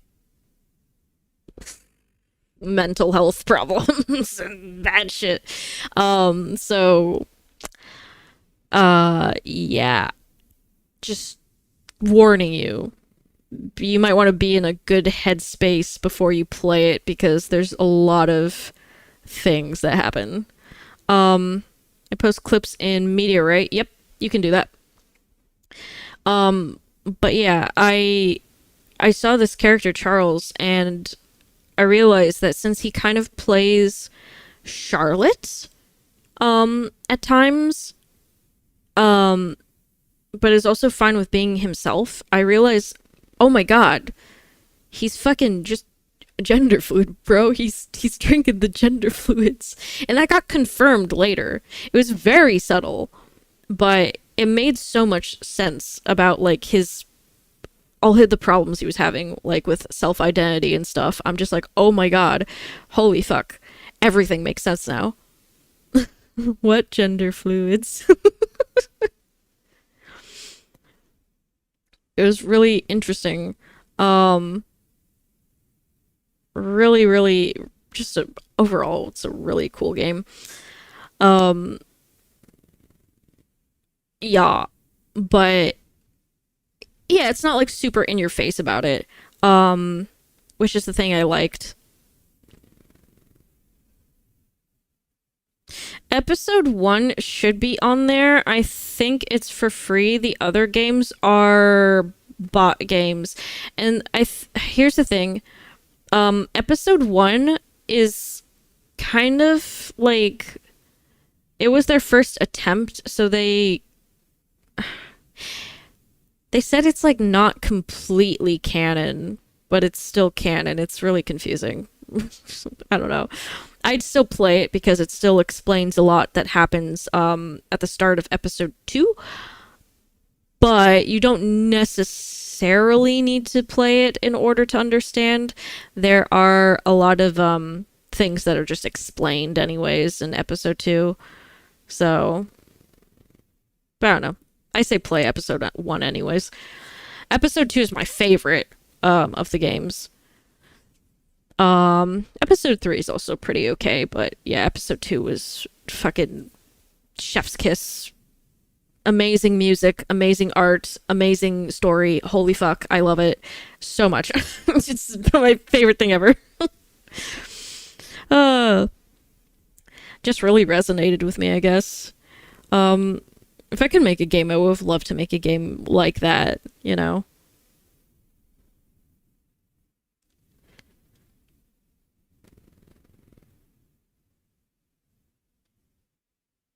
Gotcha. Nice.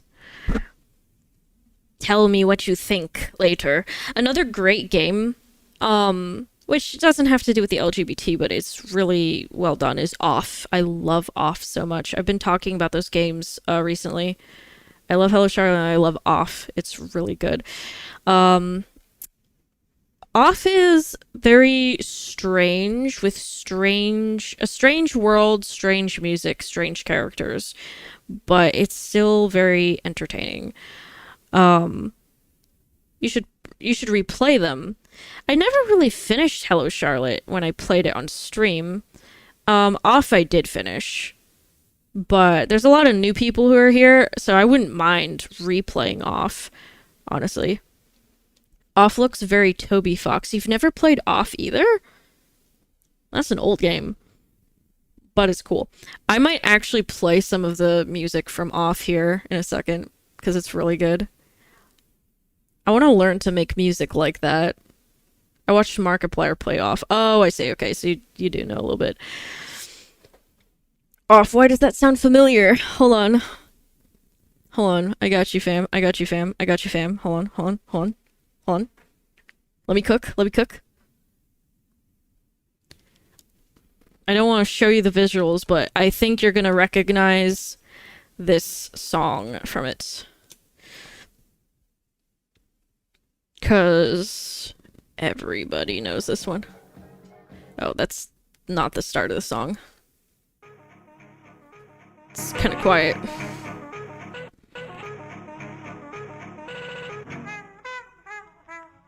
Waiting for Kite to rickroll us. I wasn't gonna rickroll you.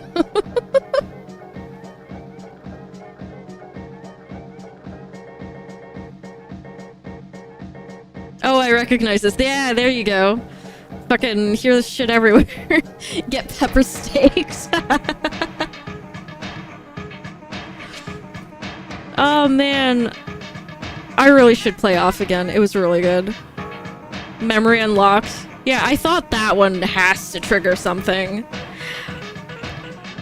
Even though it's the most iconic, it's not my favorite song from the games. My favorite is something from the ending. I'm worried it will have... Okay, there's no picture on this one, but I still am not going to show it. I'll just play the music. I didn't want to, like, spoil anything in case I do actually play the game again. This was my, like, favorite one of all time, just because of the, end reveal. That game was real eerie, if memory serves. It is! It's bizarre, and it's eerie as fuck. This one's a vibe, though. Gave me literal chills. I was like, oh shit. Which ending? The true ending. If that gives you any hint.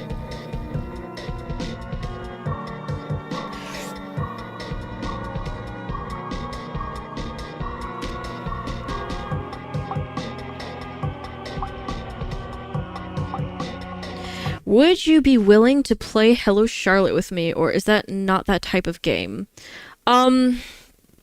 It can be that type of game. I would not mind playing with somebody, but like I said, I have to warn you, there are some very heavy topics in it. And I don't know how you necessarily feel about that.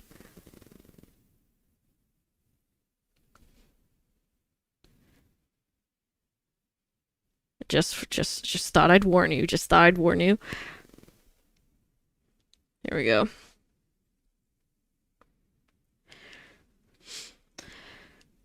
Because, like, we played Undertale before together, right?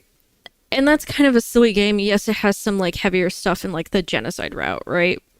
But it's, like, this game is mostly... just heavy topics. There's some silly moments. There are some. I'm not gonna lie and say it's all just dark and dreary, but I would say the silly moments are like less than the more intense moments, you know. Okay, wait, I can show you one last song. I promise. This one's from Hello Charlotte, and I really like it because it's just... it happens at, like, the best moments, the most intense moments. I want to learn to play this on piano because it's just so pretty. Oh, I can show this There's the art for Hello Charlotte. Which, that art is fucking delicious.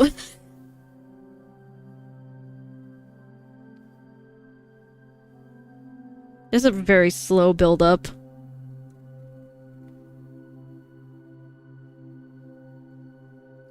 I occasionally think of the Dogmares sign in Undertale.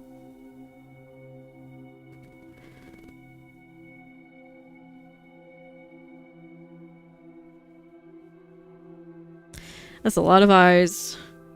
Indeed. Wonder what that could be. Very pretty in a weird way. It picks up.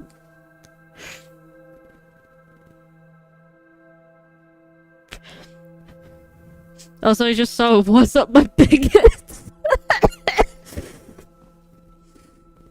Oh shit, I choked.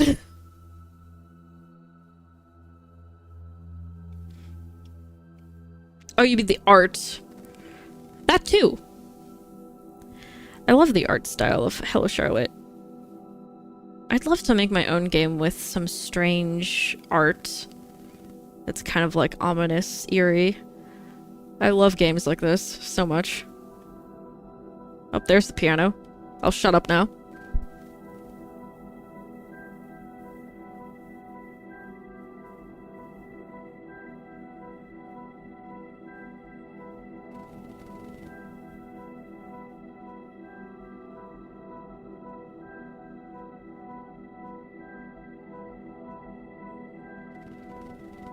Oh, so yeah, Caddy, I will look into those games. I promise.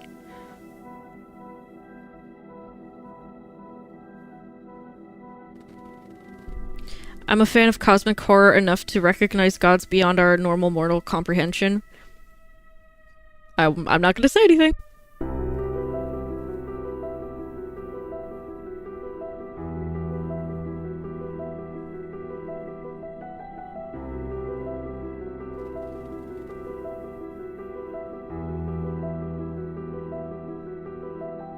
What game is this? This is Hello Charlotte.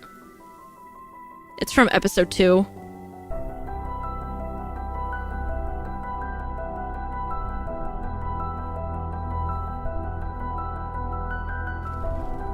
I haven't played Slay the Princess. I should.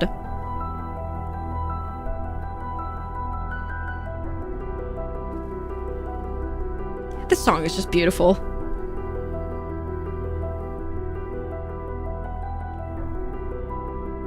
Sure. But yeah, anyways, that's really all I wanted to show. It's just, it's good as fuck, bro. It's good as fuck. It's such a good game. But anyways, back to drama. Back to drama. Able to know when I'm grumpy and I'm not. And lately I've been fucking grumpy. And I think the main reason is I want to get this video out. I want to get it off my chest. And I haven't been doing that. I've been fucking hoarding it and doing little edits on it. It's not like there's too much additional work to be done. I think it's just a little bit of anxiety around putting out a video. So I just fucking sit on it because I don't have to experience the feeling of putting out the video and all of the shit that comes with it. I don't know. I want to get better at it. You know, it is important for me to like, grind on a video a little bit. Shit. Okay, so if this is actually about the commentary video or whatever, it's just going to be another BS video about how you mauling over the haters. And of course, you're going to have anxiety over it because I probably would like playing Slay the Princess. Completely in the wrong, and you know you're going to get I've seen a bit of it. Backlash. And the only way you're going to get any sort of positive reception is that if you admit to your wrongdoing. Right? But for some reason, you just insist on trying to fight back against the internet, who is never going to fall for your lies. They've all been exposed at this point. And maybe, genuine advice, try to trust your gut. Like, your gut is telling you to stop here. You're having all this anxiety because it's telling you, hey, don't further dig yourself into a hole. This is actually bad. Also, I don't know why he's so concerned over a few random edits in the video. He really seems to think he's Ratatouille creating this, like, masterpiece or something. But dude, at this point, your edits are so bad. They're so unfunny. They're so cringy. cringe. There's no creativity. It's not like the previous content cop skits you used to do. You know what? Here's the thought. Maybe you can edit yourself crying after making your video backstabbing your friend. That was a pretty funny edit. Just put the videos in the bag, N-word boy. Maybe you should quit YouTube then. Also, whose fault is it that everyone hates you? I want to get better at making videos as iDub. It's such an interesting thing to say. Dude, you were already good at making videos. You just decided to lobotomize yourself and forget all of the talent you actually had. Completely brain broken and defeated. Part of me believes in the back of his mind he must know it's over. It's never coming back either. But in reality, he probably still does believe that all he has to do is make one good video and it'll all turn around. Honestly, he can't. I don't know, maybe I'm delusional, but I think like a good video, like if he makes a content cop on Hasan, you think it's not gonna turn around? People will turn around, absolutely. Heck, I'll give it a watch. I'll be like, God damn, iDubbbz, you finally grew some balls. Moving on to Jack Doherty getting arrested. The heavens have spoken, and never accuse me of clickbait ever again. It's a future prediction. What have I been saying? What did I tell ya? Exactly. I'm simply ahead of my time. Jack Always Doherty 2 has been steps arrested ahead. in Miami on charges including drug possession and resisting arrest. Oh my god, this is so good. So Broccoli Boy has been arrested. His reign of terror is over. Charged with possession of a controlled substance and resisting arrest. What? What? What? And so this is him getting arrested. Here we go. What?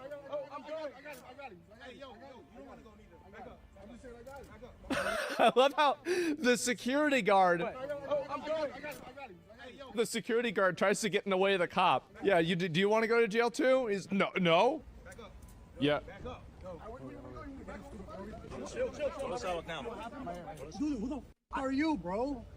I was trying to walk up the street. Doesn't matter, bro. So he was starting trouble in Florida. Who is this? So this is a kid, He got arrested Jack in Doherty, Florida. who started off his internet career being annoying, rose to the height of his career by also being annoying. And if you can believe this, he also lost a lot of popularity because he was, if you can believe this, annoying. He just goes around public being annoying. The thing also is that he would start fights with families too and then hide behind his bodyguard. His reign of terror has been stopped. People can live free now, and the world can breathe a sigh of relief that now, whenever you're having dinner out in public in an open space, you might not have this kid come up to your table and be stupid. Some stories do have a good ending. Absolute cinema. Okay, the world is actually healing, bro. This is wonderful. Wonderful. Also, the guy saying, who the frick are you, bro? Dude, that is Jack's worst What a nightmare fucking there. baby. Yeah, I know. Irrelevant and unknown and just disrespected in his face, right? Absolute tough guy just getting absolutely owned there. Can't actually stand up to the police. Even the security guard is finally scared for the first time because there's consequences. And the series of W's keep coming. Vitaly cooked, Johnny Somali cooked, Jack Doherty cooked, and you know what that means, right? Hasan Piker is next, baby. Anybody I Hell yeah, baby! ends up getting cooked. And it's just a matter of time, I'm telling ya, mark my words. But he is turning into a cockroach back into the cell. They didn't tase him. And his bodyguard has no one to assault either. I was hoping he'd try the cops and get arrested too. That guy needs to be arrested for aiding and abetting the crimes, bro. I especially loved his man's muttering as quietly as possible, "Free JD," as he's backing away from anyone. The voice could be heard. Now keep him in jail and don't let him out. Finally, in a piece. Anyways, let's look at Charlie's reaction. He made a video on it. That doesn't put a smile on your face, nothing will. That would make even the Grinch's heart grow 3 sizes seeing that arrest footage there. The officer repeating, "Who the fuck are you?" right to Jack Doherty's little face there. I know that was soul crushing. That was a dagger. That was a wooden stake through the vampire's heart. Hearing the officer just bitch on him like that in the arrest footage. Apparently, him and the Mickey Mouse Clubhouse were blocking traffic. But since Jack is the leader of the Goof Troop, he wanted to take things a bit further and flew a bit too close to the sun like Icarus here. I mean, Jack Doherty is the certified biggest pussy in the world. And honestly, just Think he'll be bailed out? I kinda hope not. Top 10 most satisfying internet moments, right? We're eating good. It's a good year. God definitely exists, guys. If this isn't proof, I don't know what is. Genuinely might throw a party. I don't even celebrate my birthday, guys, but this is a true special occasion. This shit might get me tap dancing or something. I might buy some Pokemon cookie. Just kidding, that shit would make me throw up. Obviously gonna get some actual cookies. Jack Doherty is a face only a fist could love. His mugshot is now his Wikipedia picture. Oh boy. His arrest. That's hilarious. Of Christmas coming early. Now click this video for more good news in your life. Thanks for watching. Bye bye. Nice. Fucking recommended shit. Now we're on to guess who's fucking back with another apology.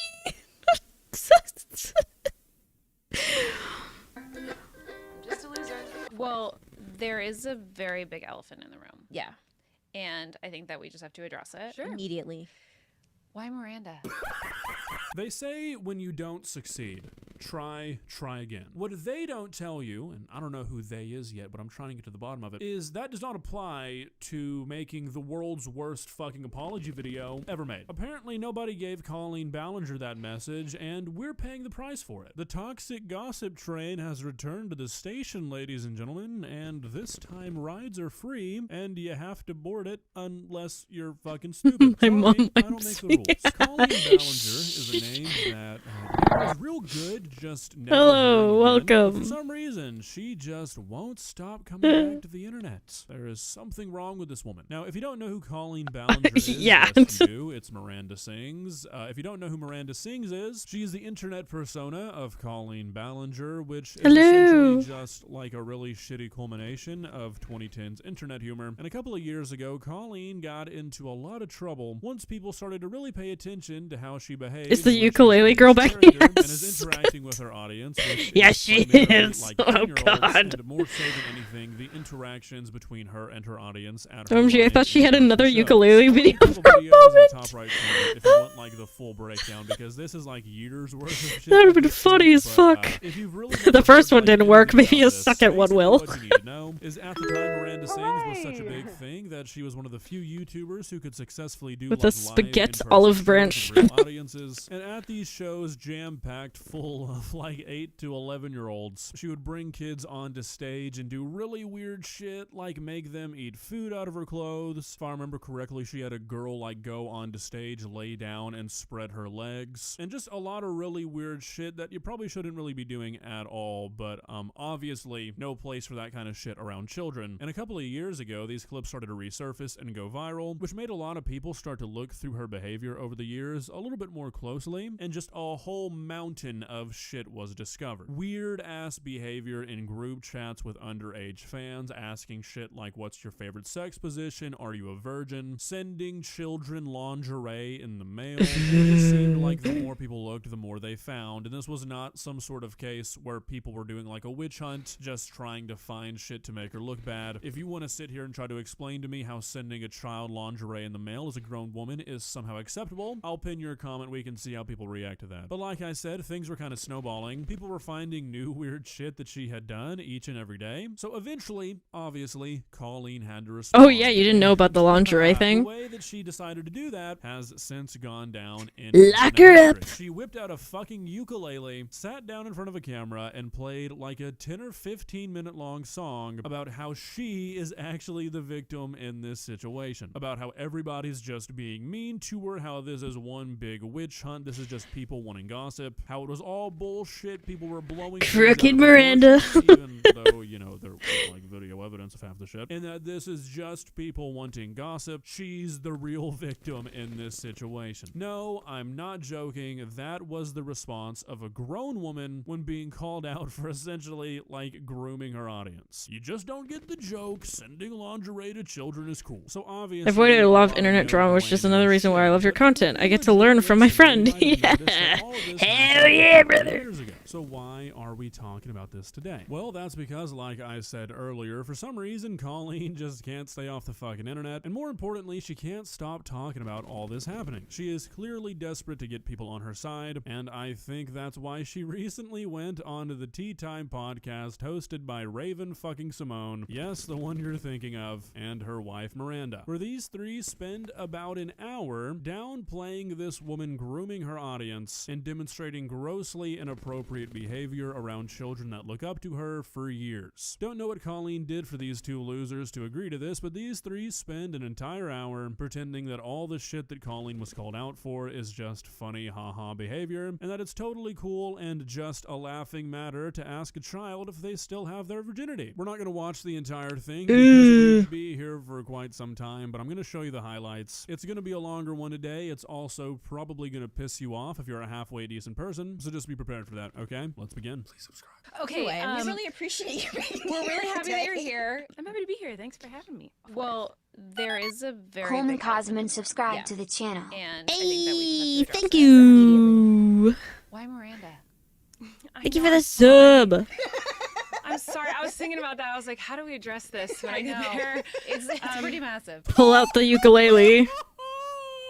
Oh, great heavens, what a banger. Get it? Because, like, the elephant in the room is actually how she was unbelievably inappropriate with children, but it's a joke because they have the same name. Oh my god, good one, Miranda. Now ask her why she asked a kid if she's a virgin or not. The difference between me and a mainstream celebrity, at least in the beginning, was that I was attainable, and look, she'll talk to us, she'll interact with us, and she's talking to us from her living room. She'll talk about anything. We know her, you know, and Ooh, that's already red flag. Red I flag. didn't think about Lock her when I up. was interacting with my fans. I didn't think about a power dynamic that could have been there. I didn't think about a parasocial relationship, and I should have. I should have been more responsible in thinking about that. But I didn't even think of myself that way. I was like, yeah, we are friends. Like I think I felt the same way. And Hi, so for me, Jack. I was like, Welcome. I'm just talking to my friends. Look who's I talk back. to all of them like they're my friends, my sisters, all the fans, and I definitely should have been more careful with the way I was joking with them. Here's the thing that. Hey, thank you for the resub. Smash his head against the wall. Here's the thing, like, if you have fucking underage fans, you don't, as an adult, you don't try to, like, get close to them. Like, fucking, like, right now, because I'm not, like, a famous person, right? I don't see myself that way.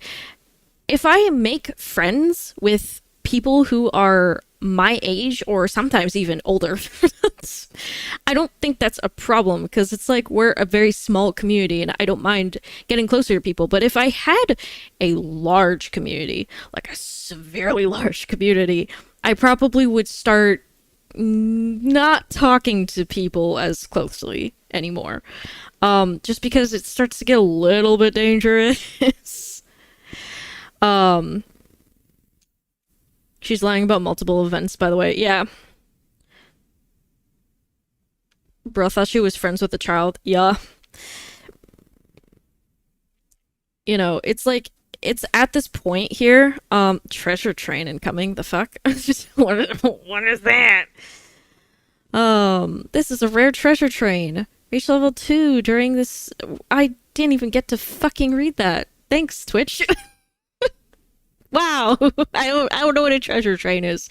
But it's like right now I feel more comfortable being like friendlier with people in my community because it's a very small community. Even when I invited people to join in VR chat to talk to me, it was just like 5 people talking to me. So it's not like I'll say, "Hey guys, I'm in VR chat," and like 100 people will show up, right? So I don't know. I feel like I would be a lot more nervous being friendlier with even other adults if my community was more massive and I had more like parasocial fans, right? Most of the people right now are just kind of like, "Oh, cool, you're kite. Nice." They're not like, "Oh my god, my fucking goddess. Holy shit, she talked to me." You know, it's not like that right now. Don't you want parasocial friendships? No. No. There are definitely certain people I've met who are, I think, a bit parasocial, and I tend to avoid them anyways, even if they're a adult person. If I start to see the red flags of this person has like this what even is the term for it? Like this ideal version of me in their head, and they're not seeing things like as reality. At that point, I just don't really talk to them. I'll say hello if they're in chat. I'll say like, oh, hi man, how are you doing? But I probably won't talk to them like super closely, like as besties or something. I'm not going to message them every day. Growing as an online personality means knowing to learn to set barriers. That is true too. That is something I am trying to learn, especially because I've gotten weird people who weren't even like simps or weird parasocial fans, but more like just assholes who thought they could say whatever they felt like in my community. And I wanted to still like give them the benefit of the doubt and, you know, try and work things out. But really I should have just been like, fuck off and ban them. that should have been the end of it. You don't want parasocial fans to, I guess I'll see myself out. That's crazy. Yeah, exactly. Who is this feckin' loser? Yeah, it's like I'm learning. I've learned a lot over the years. I'm honestly glad that I didn't like grow to some big subscriber count, I suppose, because I feel like at that point it would have been really hard to handle. I feel like I'm way more better equipped now than I was before, and now I'm ready to like continue growing my channel. my channel. My channel. I want to grow my channel. I can't speak today. I keep like slurring and tripping over my words. Like usual. I'm fucking stupid. But yeah, I don't know. I feel better equipped now. I feel more confident in myself. Channel.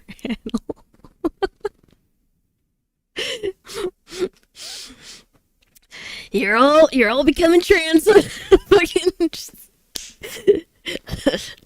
fucking I'm changing your gender.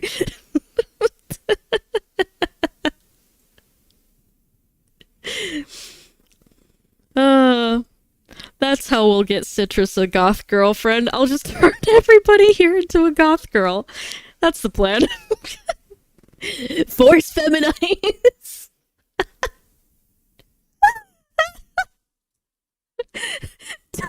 Diabolical grooming. Stop.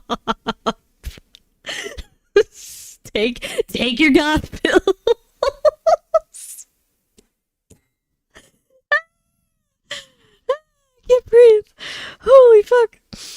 This is what I mean. I like making jokes like this, and sometimes I worry about it.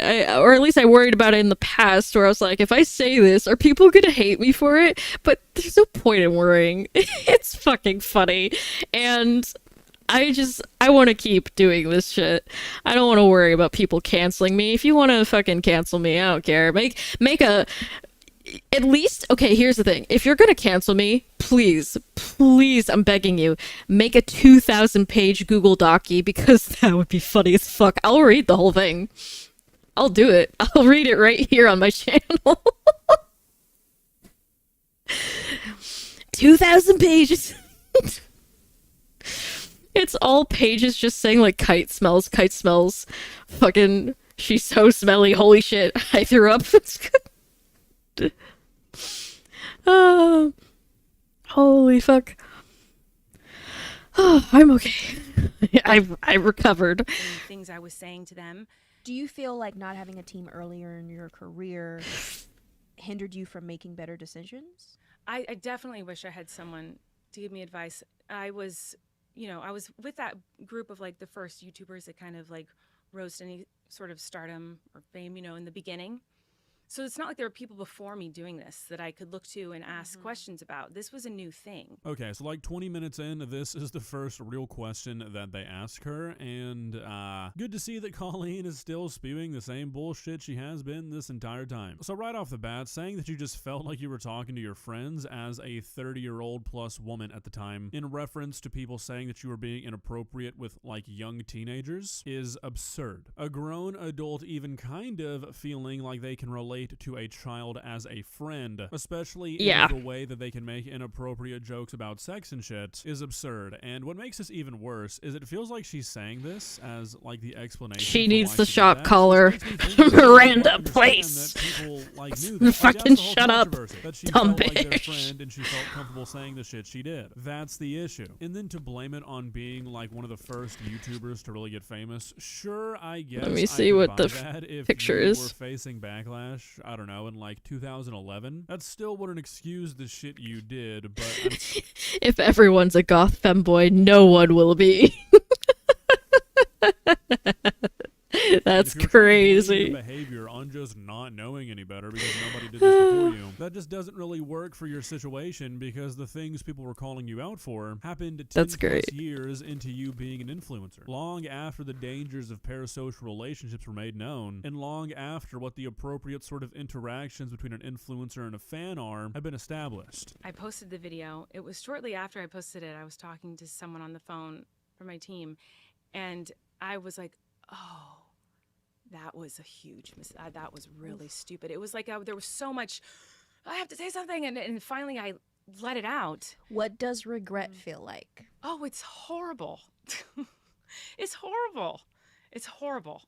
Because because you want to fix it. You can't fix it. I wanted to fix it so bad, and there was no fixing it. There was nothing I could do to fix it. That was so awful. That was so, because not only did I not address anything that I wanted to address, not only did I not, dispute the lies that I wanted to dispute. The ukulele video is fucking horrible. It was so bad. So far we're 2 for 2 for excuses, and they're both dogs. She regrets getting caught. So true. Watch the entire thing here, but leading up to her saying this, she does say some things that I think are valid. Like she says a lot about how she just felt a lot of pressure to respond, and it kind of resulted in her releasing the worst fucking video to ever grace the internet, and that she fucked up and she made a lot of mistakes. And like, fair, whatever. I'm not gonna sit here and try to beat up on her for doing those things. But what I don't understand is, Colleen, if you really feel this way, what the fuck are you doing? Why are you on a podcast that nobody really cares about saying all this shit? Make it actually right. If you actually want to set the record straight, if you actually want to go in front of everybody and say, hey, look, I fucked up. This is why I did that. These are all the explanations you're looking for. Let's go through them case by case, actually talk about all this shit, clear the air and clear the confusion, and get everybody back on the same page. Why are you not just doing that? See, that's my problem. When you say shit like this, it feels very disingenuous because you do that for a living. You talk to a camera for a living. You could very easily do that, and if your explanation beforehand was you just didn't want to open it back up, okay, whatever. But clearly that's not it because you're on a fucking podcast saying all the shit you should be saying on your actual platform. There were moments in your live shows where there were children brought up on stage and you were,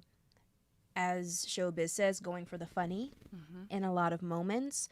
However, looking back at moments, there is another person on the internet who is saying that when she went up on stage for your live show, she was a part of the yoga challenge section of your show. And it made them feel gross. Later in life, they were SA'd, and when they look back at that moment with you, they feel similar feelings. Can you dive a little bit deeper into what happened at the yoga challenge? It was a challenge on YouTube for a while for people to try out different yoga poses. Like couples would do it together because if you're not experienced in yoga, it's difficult to do. And so since I'm a YouTuber on my live shows, sometimes I would do challenges from YouTube. So I did that challenge, and I'd have people come up on stage and we would try out different yoga poses that popped up on the screen.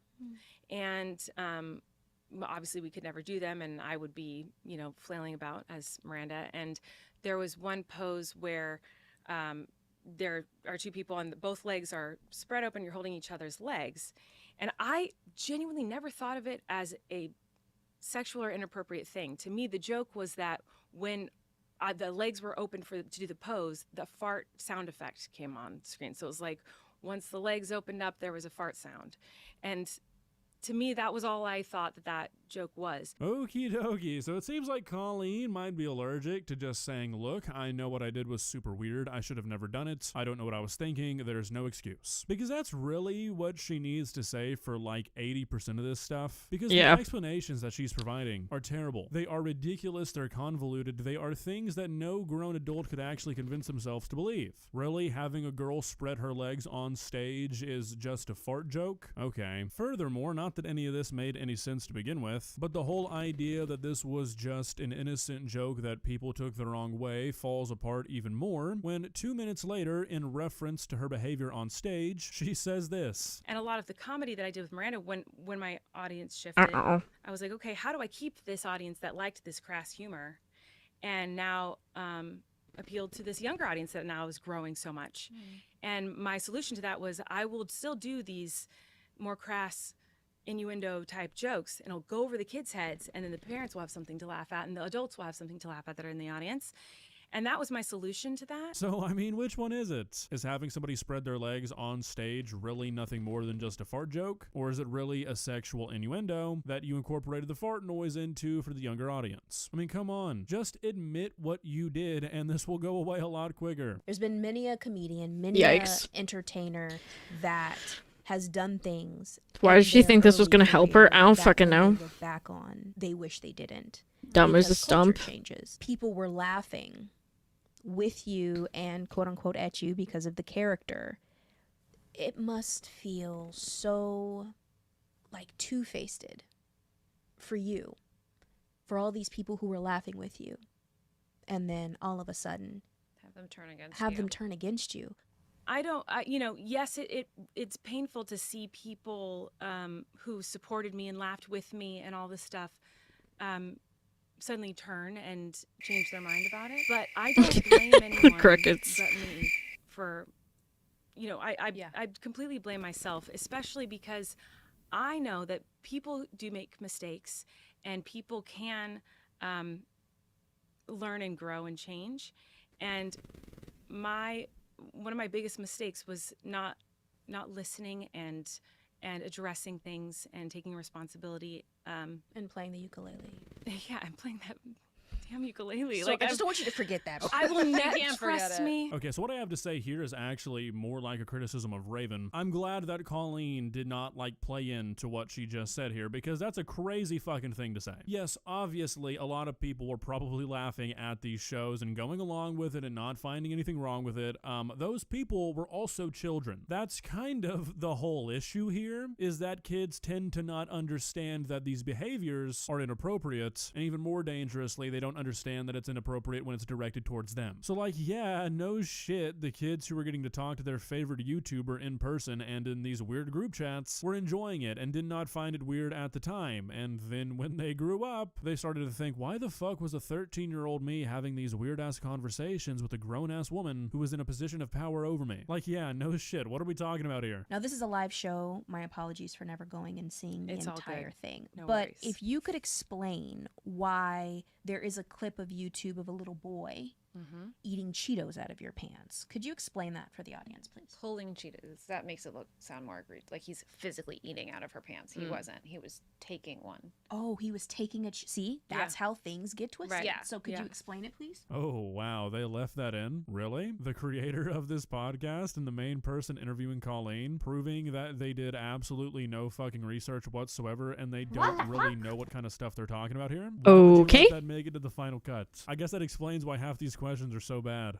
A lot of the joke with Miranda was that I would say and do things that were inappropriate or had some sort of sexual innuendo to them or something like that, and it went over the character's head. Like Miranda was not aware that she was saying something that could be taken the wrong way. That was a lot of the jokes that I did as the character. And so in that particular part of the show that I did, it was probably 8 to 10 years ago that I used to do that bit. Miranda was teaching the audience how to sneak food into the movie theater. And so I stuffed a big bag of cheese balls in my pants. Now, I was wearing layers of clothing because throughout the show, I put more clothes on over my clothes on stage. When I transitioned from me into Miranda, I, in front of everyone, put on more clothes. So I'm wearing lots of layers of clothing, and then there's the cheese balls in a bag and in my pants. And so initially I would bring up an adult, and I'd start eating the snack as we're quote unquote watching this movie, and then I'd say, do you want a snack? And then they would take a cheese ball from the top of the bag and eat it. It was supposed to be like, she doesn't realize how inappropriate this looks. And then, you know, there's a clip, like you said, of when a younger person came on stage and did that with me. And the audience is laughing because, and you could see my reaction, like, this is a weird situation that I'm in here, but it got a big laugh, and everyone knew that it wasn't Jess. And this is me. Rationalize. That's the word. Yes, rationalize the situation. But shortly after, is she talking about? I'd say within a year of doing that joke, I cut it because I was like, I think this. Within a year of doing that joke, you what? Cut it. Like I stopped doing it because it was.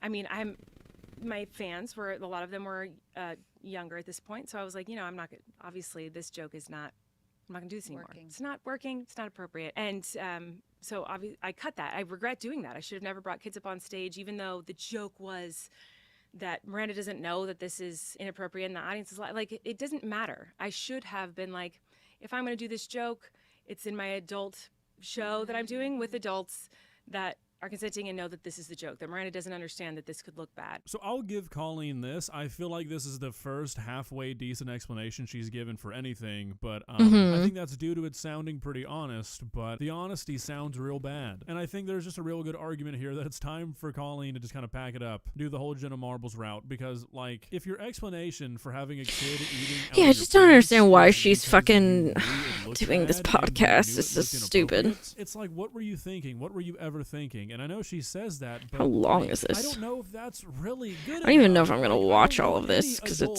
just seems like, what? That's funny. I'm like,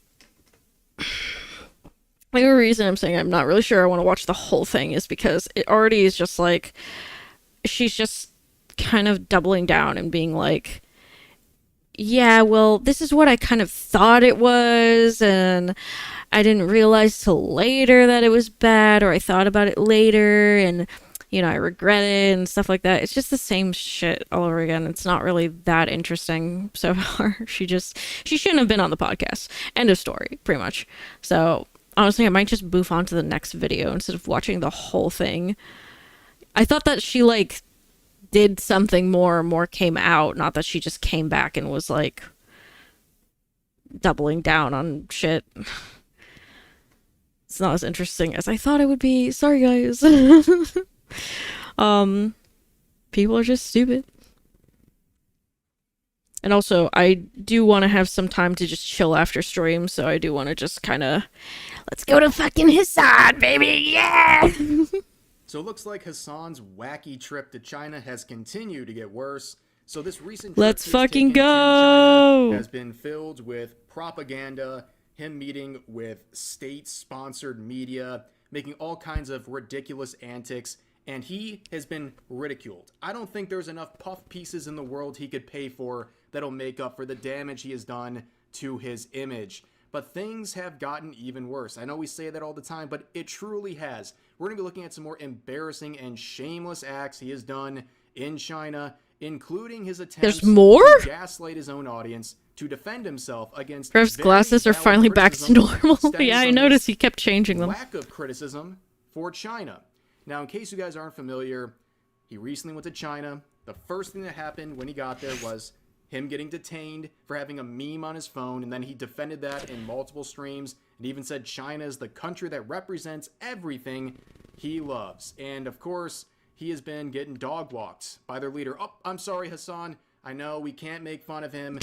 Winnie the Pooh here. He's off limits. I know I don't want to get you in trouble. But anyways, a lot of Chinese residents have That's diabolical. calling him the dog taser, among other things, which is very funny, and also pointing out their love of Asmongold, which is making Hassan seethe to levels we never thought possible.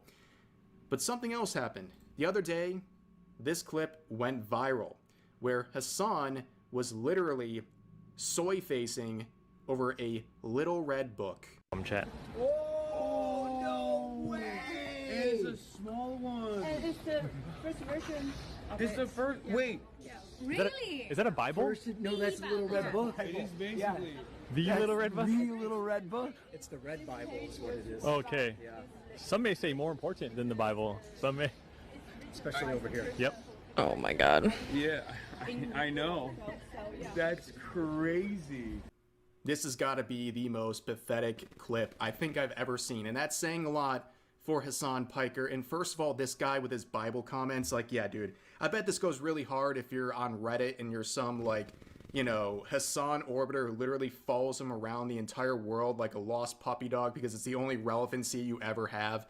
But Please, let's talk Hassan, about feel the free to extend this Little Red Book. vacation. This was attributed to Mao Zedong, a leader of China who is responsible, according to historians, somewhere between 40 to 70 million deaths of his own people, largely from famine. Bless and this you. is something where this all happened during a time of quote-unquote peace, where they weren't at war with anyone. This was just incompetent leadership by Mao Zedong, the guy who wrote that Little Red Book that Hassan is soy-facing over. Literally, his own incompetence was pointed out very early on, and he didn't care. He didn't care about the warning signs. He was a narcissist, so he continued on with his plans, resulting in the deaths of tens of millions. And we're not even talking about the political executions or the labor camps that also resulted in millions of deaths. And labor camps that, by the way, are still in practice in China. But every time a Westerner holds up the Little Red Book, they think they look like this. No, bro, you look like this. It's the most embarrassing thing I've ever seen. And, well, maybe this is the most embarrassing thing I've ever seen. A literal soy jack was born on this day. It's impressive. This guy has Wow. become so shameless. And also notice how he literally didn't even know what it was actually called. Like, are you, like, faking this whole commie LARP or something? Like, what's going on? How'd you not know what you were handed? I don't even get it. But anyways, it's hard to believe this guy's been accused of being a propaganda piece for the Chinese regime here. A lot of people were saying that after he literally did an interview with China's state-affiliated media, aka media that's controlled by the government, and he glazed up China. We watched that clip the other day. Now, Hassan has been very upset about this. He doesn't understand why people think he's creating propaganda. Let's give this a listen. China is just another country, just like any other country. There's good, there's bad, there's criticisms that you can make, which I do. And also, Johan. there's a lot of good. The people are great. The food is amazing. The culture is amazing. Hassan Piker slowly becoming the new Jackson Hinkle, doing Chinese propaganda for a living. Insane. Yeah, it's stuff like this.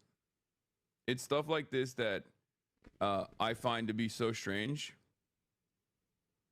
Because, like, you should be able to go to countries, okay? Like, there is no comparison between China and, like, Israel, for example. You know what I mean? Like, nobody gives me this much grief when I go to Japan. I gotta tell you, that was a brutal clip. Watching this guy twist himself into a pretzel to gaslight his audience is a really shameless thing to see. I mean, Holy they shit. will gobble up anything, and he knows it. I mean, he is literally making the most ridiculous non-arguments that you'll ever see. I mean, first of all, he begins off by saying, I have criticisms of China too. Yeah, where are they, dude? Because you made none in this clip, and you've made none since you've been there.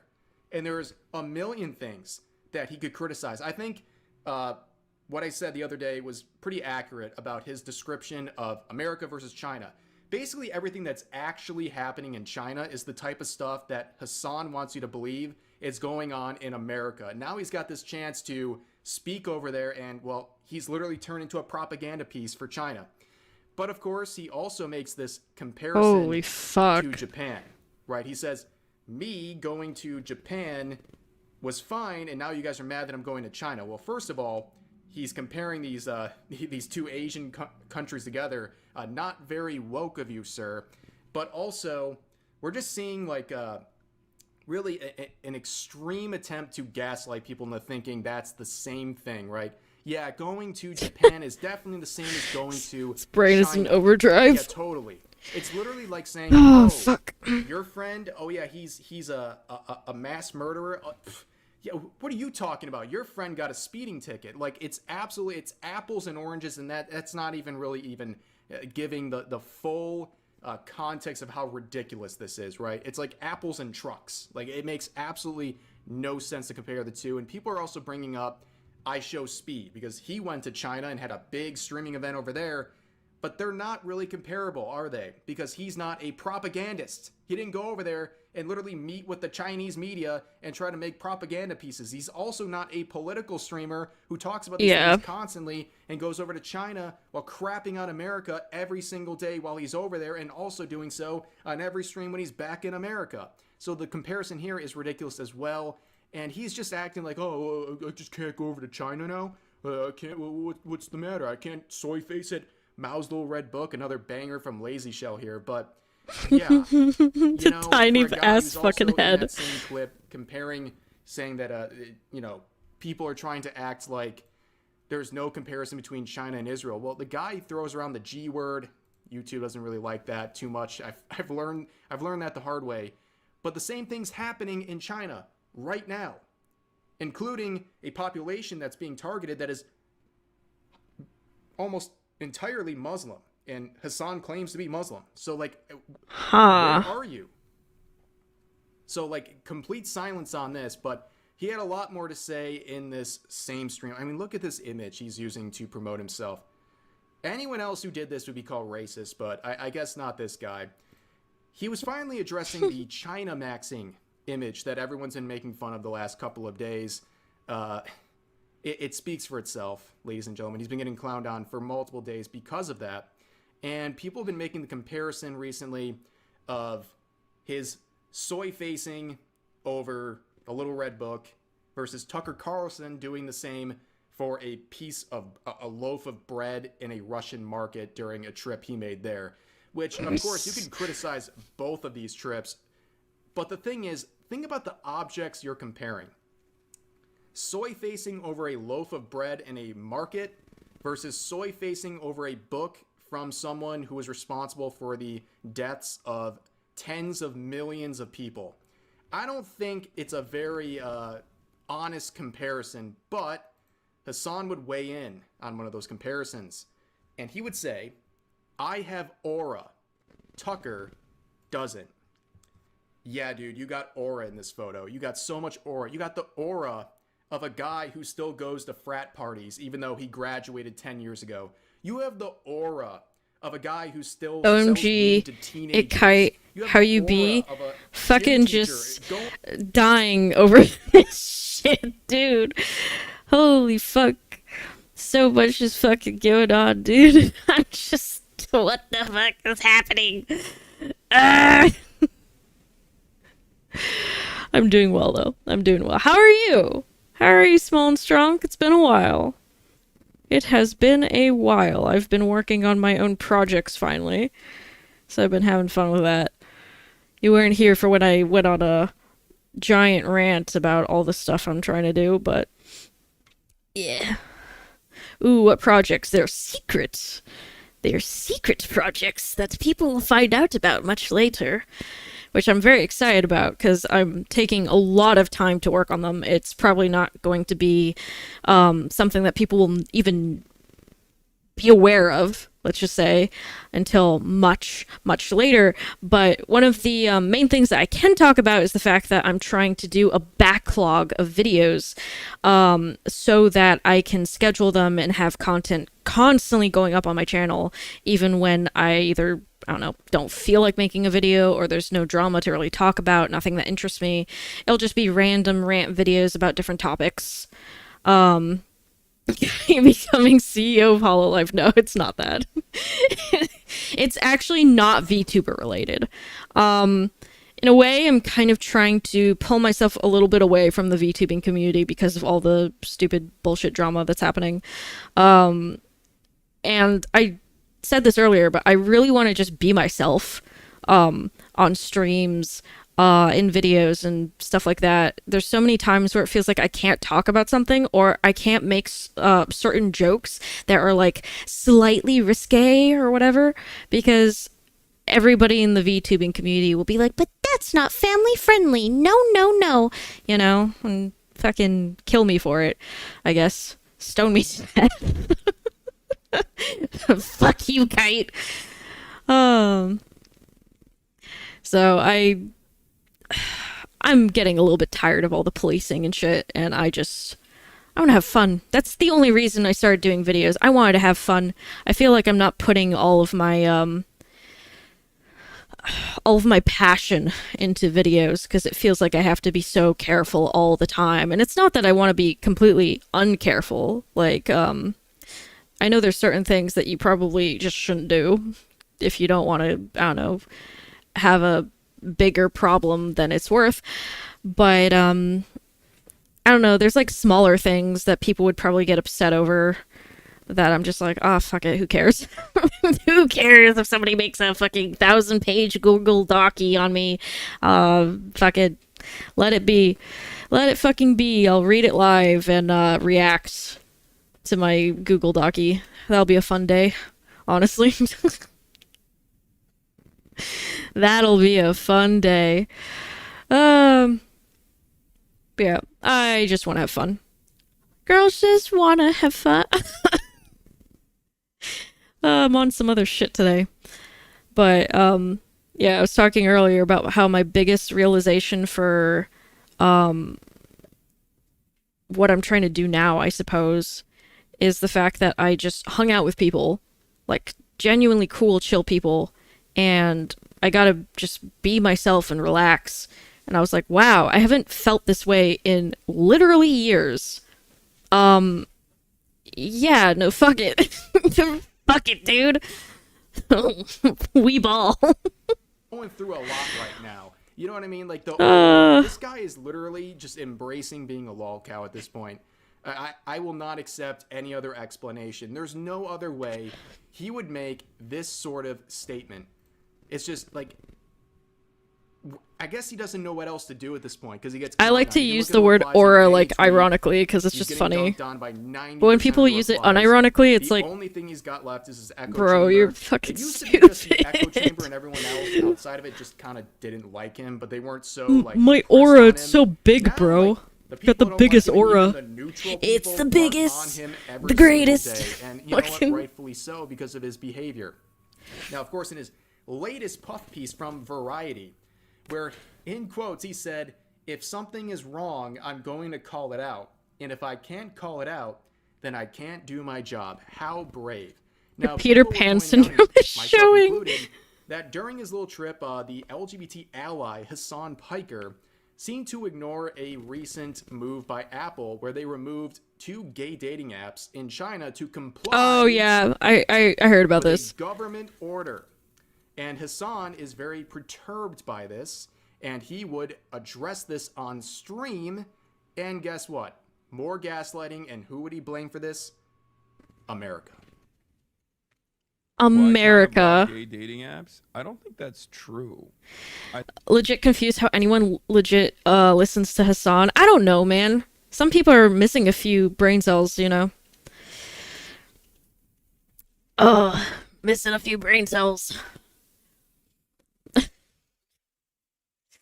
We retard maxing out here. It's fucking.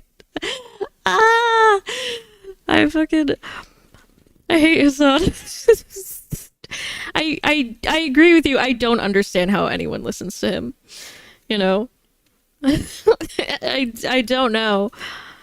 I really don't. Because every time I hear him, I'm just like, what the fuck are you talking about? Dude. I think they're missing more than a few. Yeah, probably. They're just so brain rotted. It's the same thing. Like, I hear so many people being like, oh, he's such an ally. He's such an ally to the LGBT, but then he'll say and do things that show he's kind of not. And it's like, are you dumb? Like, this guy does not give a fuck. He's not an ally. I don't know what you're talking about. I hate the term ally anyways. It's been so overused in such a cringe way, too. Goddamn. Just say you're supportive. Yeah, that's good enough. Every time somebody's like, I'm an ally, I'm just like, oh, shut the fuck up. Who the fuck out here is saying he's an ally? The fuck? There we go. My trans girly be out here saying spin facts. Fucking literally, it's so funny. Every fucking person I know from the LGBT is just like, why would anyone like Hassan? Because they're not stupid. They can see it. I think you saw that on Twitter. I don't know if that's true. Chatter, this is exactly what I mean. If you Here comes the if you get gaslighting. notes from Twitter, which by the way, like you'll see, we're about to go to Chengdu. What's really funny about this is like China's gay as hell. Like, just watch the stream. Government order. Okay, but that's Apple. Blued and Finca, two of China's most popular gay dating apps, suddenly But disappeared that's from Apple. Chinese. But it's a government order. The government is the one. Oh my god, this Store guy is so fears among fucking stupid. LGBTQ people. Dude, that's Apple. Wait, this happened yesterday, and I assume. I mean, I might be wrong. I might be totally. Wrong, I assume they might have done it for Hassan like is a professional bullshitter. data-related reasons. Yep. Like privacy-related reasons. As far as like, it's kind of Reading like Grindr. comprehension, 0%. Grindr was about to be No reading comprehension. I might be wrong. Proceeds to make a bullshit. Yeah. And then they refused to. Yeah, see? Top G is correct. We tried to buy Grindr and expand it to China, but your Congress blocked the sale because they feared of being outed, literally. Ladies and gentlemen, your mind on communism. So you can see him once again doing his best to defend himself. This is when your he's brain on clearly a communism. giant hypocrite, because this guy views It's himself just like as some a sort of an fucking ally to the LGBT, scrambled egg. And yet the Chinese government is cracking down on apps like this.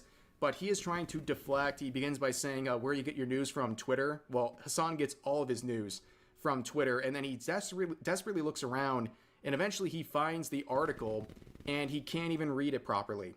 Like, let me show this guy why people are saying this. It wasn't just the Americans who did this. They were complying with a government order from China. Yes, I know it's hard to read, but this was a government order they were responding Holy to. fuck. They had no choice. So, yeah. And in case you're confused about the country you're visiting, Hassan, they do not really think well of the LGBT, at least the government. I mean, the citizens really too, but they have no laws providing any protections against discrimination based on gender identity or sexual orientation. You can't get same-sex marriage.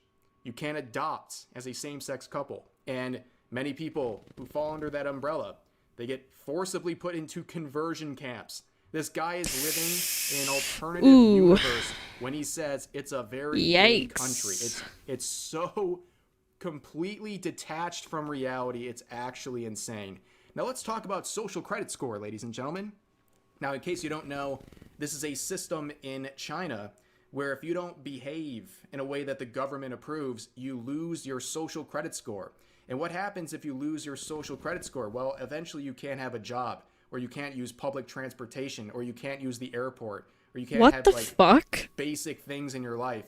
So yeah, it's pretty bad. And we have some interesting stuff coming out from Edward Snowden, the infamous whistleblower, and he has weighed in on this and shared kind of the crazy reality of how bad the social credit system is and how China is integrating AI to increase their surveillance and really hammer home this whole social credit score system.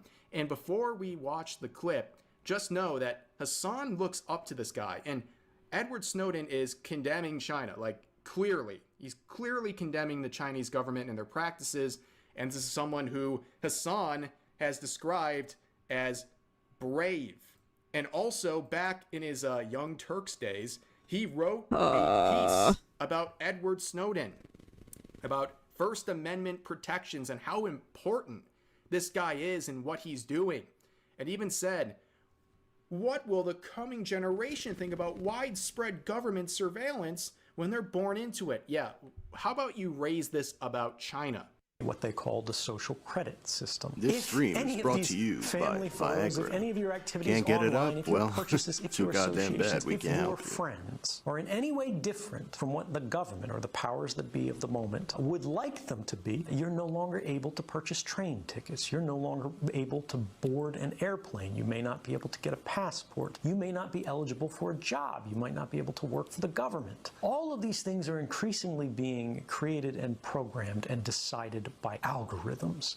And those algorithms are fueled by precisely the innocent data that our devices are creating all of the time, constantly, invisibly, quietly, right now. Our devices are casting all of these records that we do not see being created, that in aggregate seem very innocent. Now, the narcissism has no end. Hassan had a very interesting moment. We saw the other day that he got visibly upset when he encountered some Chinese residents who seemed to know way more about Asmongold than they did about him, which made him very upset. But there was another interesting moment here where a woman came up to Hassan and asked him for a photo. And he was a bit confused because he's like, oh, you must be a fan. And no, she didn't know who he was. This is basically Hassan in a nutshell. Let's watch Let it. me see what this is before we see. How can you tell the difference between someone into D&D and someone into BDSM? Ask for the definition of a dungeon master. That's wild, dude. Just together, okay? Oh, I love that. And WeChat for most transactions. Oh, okay. Does she have that as an option? Yeah, they'll have both. Always both. That's okay. But yeah, when you go to the hotel, just put it on Alipay. It's easier. Yeah, that's what I have. Okay, okay, you guys.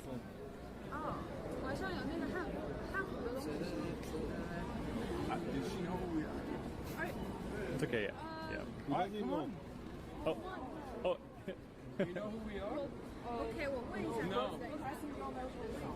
Oh, okay. All right, cool. Okay. Hell yeah. No one's here to ask, actually. Tomorrow? So, okay, so they're supposed to go to this dinner place, but are we still going or not? Oh. No, I don't know Are we who you still are, but I going think to you're the very dinner handsome. Is that self? Chef's kiss. In a nutshell right there. Basically, this person comes up to him in public, wants a photo, and he thinks, oh, you must be a fan. Nope. She just thought he was a handsome guy and wanted a photo.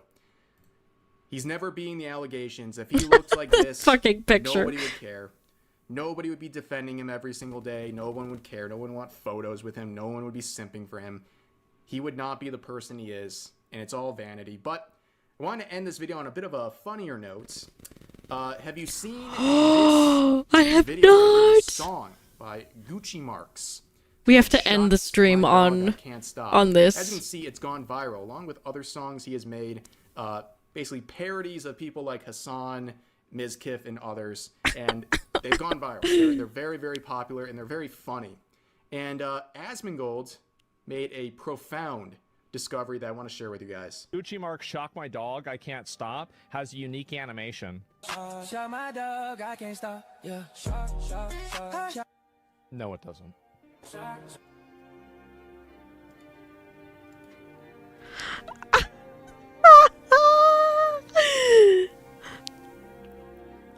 No way.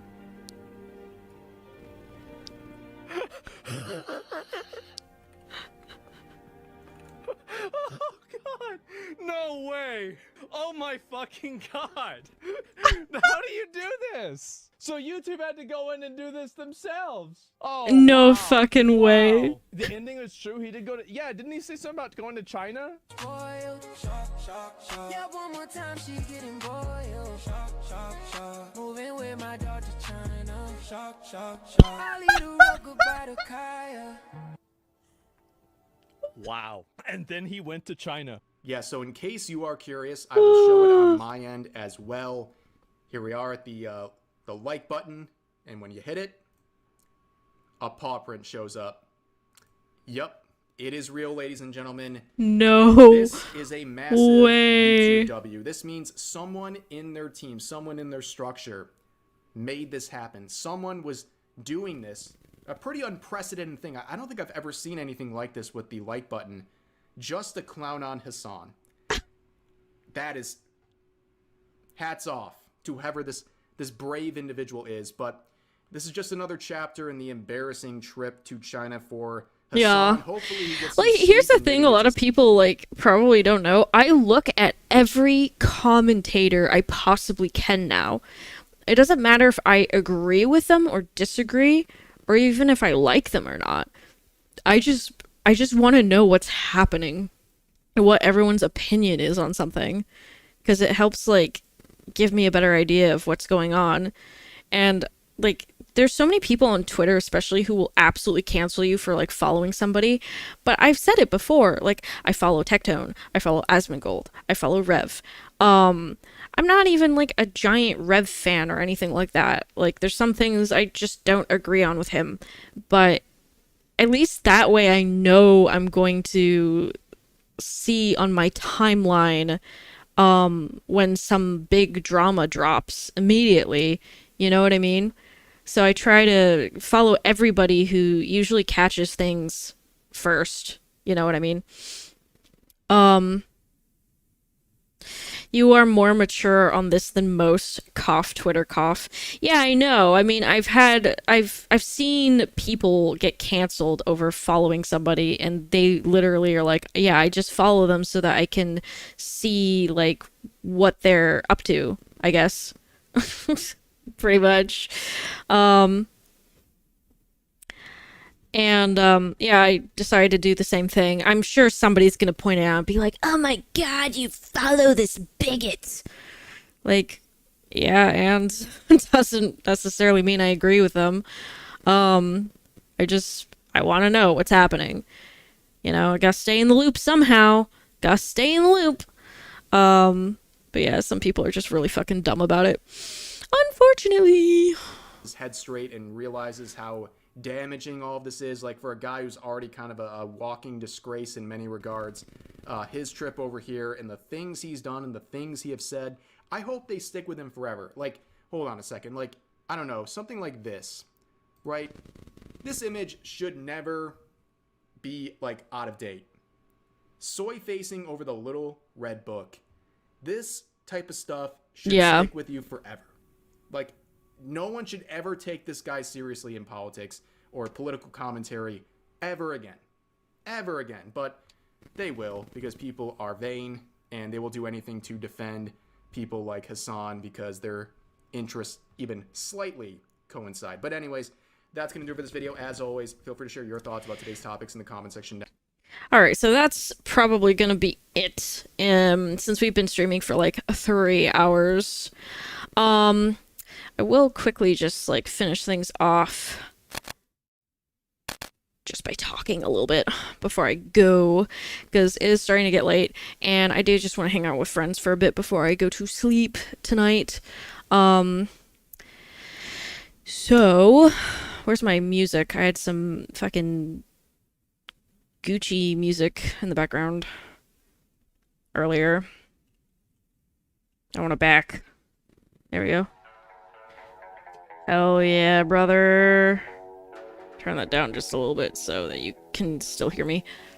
There was one more video I had, but it was from a day ago. It's kind of old now. It's old now.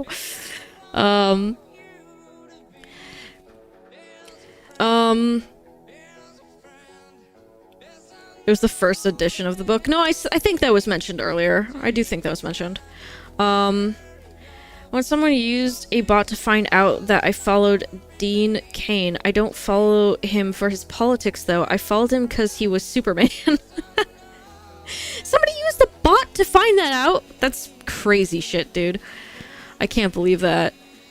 Imagine having the time to do shit like that. Holy fuck. Go touch some grass, bro. Go touch some fucking grass. Oh, man. Gotta love that terminally online behavior. Yeah. Holy fuck. But yeah, going back to, like, what I said at the beginning, I'm very excited for what's to come. I didn't really have that much time today because I was at work, and then I got here to stream. I took a little bit of a break when I got home, just chilled, and started streaming. So I don't think I'm going to be making any sort of videos today, but tomorrow I have all the time in the world. So I think that tomorrow I probably will be starting to make that backlog. I was supposed to do it earlier, but I don't know, I was having a good time, so I just said, fuck it. I didn't really have a full list of what I wanted to talk about anyways. Nothing really, like, clicked with me until recently. So, yeah, probably will start making that backlog tomorrow and start scheduling shit. So that's gonna be fun. People are actually gonna have, like, regular kite content for the first time ever. Jesus. Holy fuck, finally. Again, this will give me time to, also make other videos in between, because it really wouldn't hurt, you know? Like, imagine if there were a whole bunch of videos just scheduled to go up every single day. If for some reason I'm like, oh, I really want to make a video on this current drama, then okay, you get 2 videos in a day. Like, that doesn't hurt me.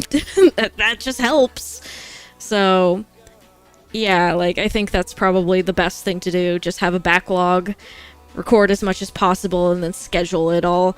It's gonna be a little bit hard because, like, with photos, like for Twitter, for example, that's easier. Like, you can make little cute VTuber photos in 2 seconds.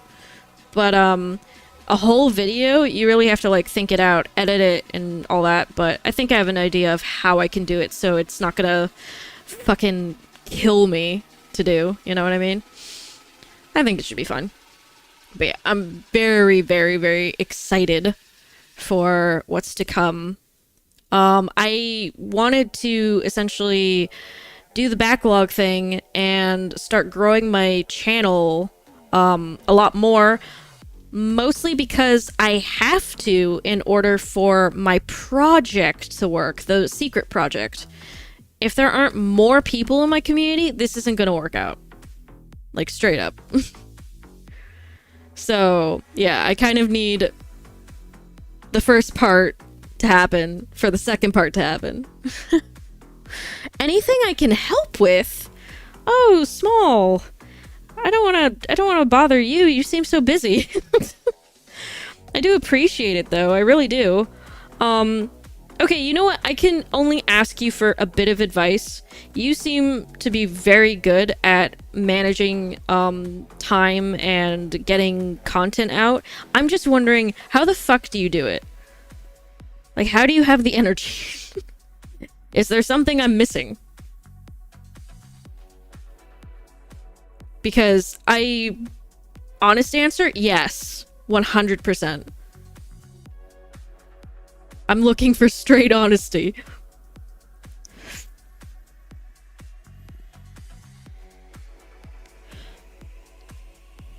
Fent. Choked on my vape. God damn it. Don't do that to me. I often don't sleep as much as I should, especially since I'm also working on secret projects as we speak. That's fair. That's fair. Yeah, I mean, my sleep schedule's kind of fucked already, but it's just that I think my problem is that I didn't have the motivation to make videos, you know? Because it felt more like there's this constant pressure of catching things exactly when it happens, you know? And that's the only reason why I was like, oh, if I do the backlog, then I won't feel as much pressure. I'll feel more like, oh, well, even if I don't make a video, there's still going to be content. But it feels like I constantly have to look for the next biggest thing all the time. Otherwise, my channel just dies. So I think with the backlog, I'll feel a lot more at ease, more relaxed, and that'll probably bring back some motivation as well. Because sometimes there's drama that happens that I just don't give a fuck about, or I don't have much to say. Like, I just have nothing to add on. So, yeah, it's also why I end up not making videos. You know? everybody else has already made a video talking about it. I just like, I would be repeating the same thing. There's nothing new I could say. So, feels like it's boring. Oh.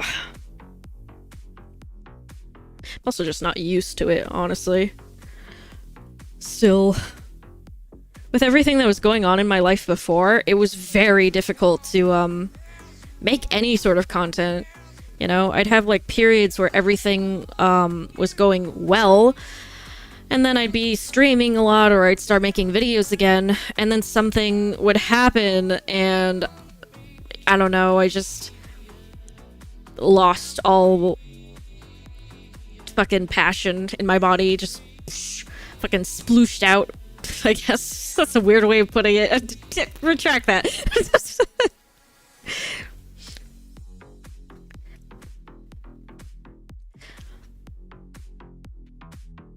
Editing clips right before bed.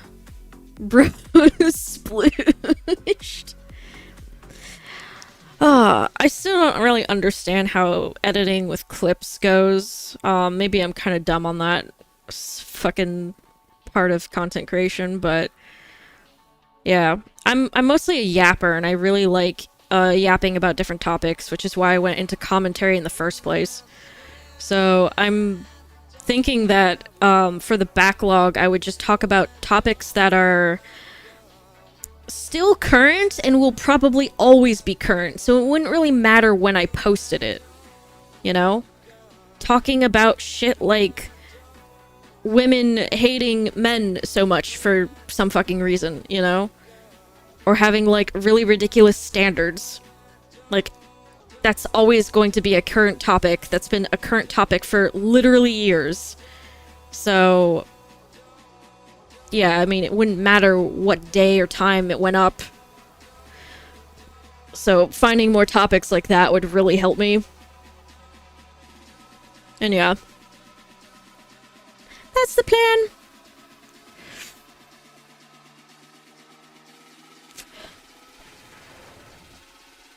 I'm sure I'll find my rhythm here.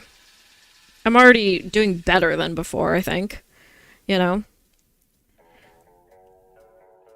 I feel somewhat proud of myself, even though I haven't posted too many videos in the past 6 months.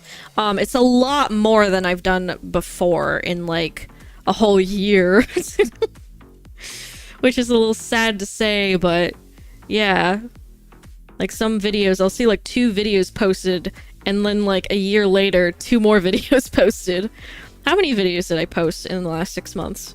Let me go to my channel and I can see that.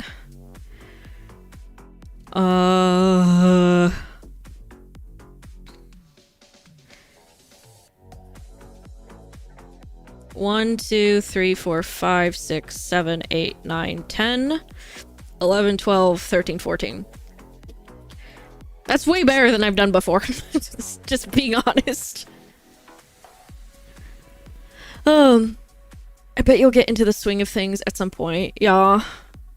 I also have this issue, which I'm trying to get over. I get really obsessed with certain things, like my obsession with VR chat recently, where I've just been fucking VR chat maxing every single day. It's like hard for me to stop because I'm having so much fun. I'm just like, oh shit, I should go make a video, but god damn, I'm having so much fun. I don't wanna. Don't make me. Please. So yeah, the backlog would help with that, because I know I will have moments like that. Getting into like a game or into some sort of activity that I'll just obsess over for a good month. So at least with the backlog, I won't have to even think about it, really. It's gonna be a big backlog, but I mean, fucking Nikocado did like a whole 2 years worth of videos somehow. While he improved himself and stayed off the internet, actually, which is pretty remarkable. So maybe I'll be able to do something kind of similar. I don't know if I'm gonna have 2 years worth of videos, but I mean, I think I could get like a good head start with stuff. And maybe I'll have a certain, like, time point. Maybe at, like, the end of each month, I could do a few more videos, to schedule for the next month. That way I never have to really worry. Good for him, though. Yeah, honestly. I have so many hobbies that it's just like, god damn, how do I have time for all of them? I want to do all of them at once. I'll figure it out. I definitely will. But yeah, that's the plan. I'm probably not going to stream 5 days a week. I said that I would originally, but I think 4 days a week is probably enough for now. Until I really get my rhythm. Because the last time I started to do 5 days a week, I actually did start getting burnt out a little bit. To be fair, I also sometimes overdid streams. I did that one that was like 9 hours long. It was like a fucking Hassan stream. Like, holy shit, girl. Chill the fuck out. Don't do that. You don't need to stream for 9 hours. Still shocked by the Nikocado avocado stuff. He's always 2 steps ahead. But yeah. I will tell you one thing about the secret project. It's going to be something pretty fucking large. And the thing is, it will cater to a completely different kind of audience, which is the thing I'm excited about the most. Because like I said, I don't want to be just like getting a VTuber audience only. There's been a lot of things that I've wanted to do in the past and get into, which I haven't been able to, and now I'm starting to do it. And I think it might create a very interesting community. A very, very interesting community. And I think some people might even be shocked if this does take off the way I'm hoping it will. You might hear about it on some unexpected YouTube channels, is all I will say. Which would be cool as fuck. I can only hope. Furries? No, it has nothing to do with furries, dude.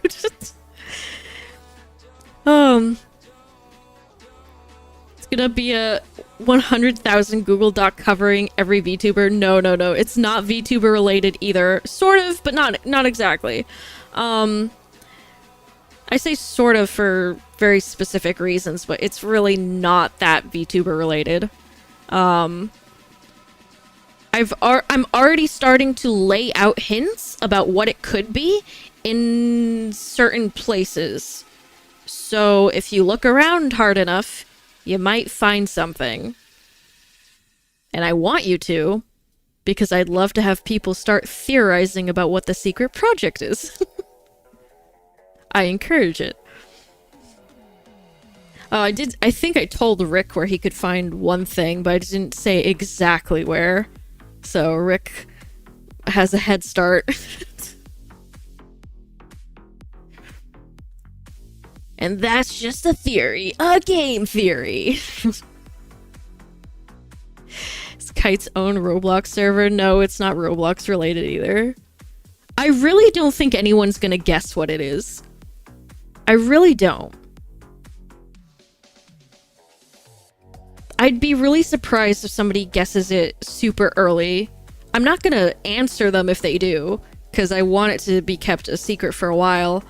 But, it'd be really funny if somebody was like, I know what it is. Axolotl hentai? No. Secret YouTube channel? Nope, not that either. No one's gonna guess. I mean, I'm positive no one's gonna guess it here. No one's ever gonna know until it happens, which is gonna be so great.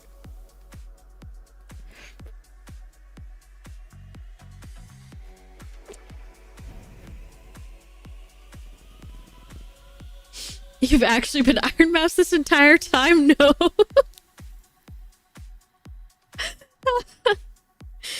No, that's not it either. I told you it's not VTuber related. It's very far removed from VTubing, you know? My lips are sealed. Ah. Oh, I will a cryptid dating sim. These guesses are really funny though. Oh my god. I should just make a Google Doc of all the like guesses people have made. Ah. You know what would be funny? Making a list of all the guesses, and if somebody gets it, I'll say one of those is right, but I'm not telling you which. Now that'll get people real interested. Who knows? It could be any of them. Oh, that'd be funny. Might actually do that. First person to guess it right gets a fucking prize. The world is a simulation. Oh, totally, man. Totally.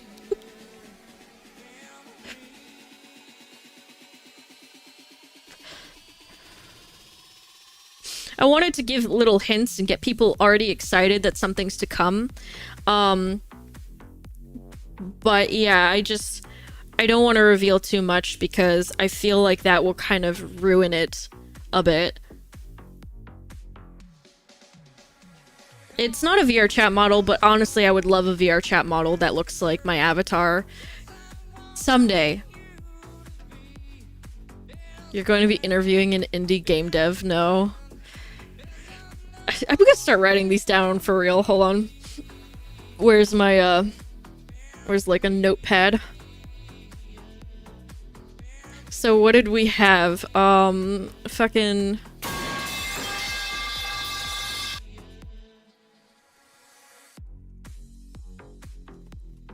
I could be gaslighting you guys, by the way. You might have already said it, and I'm just telling you that's not it.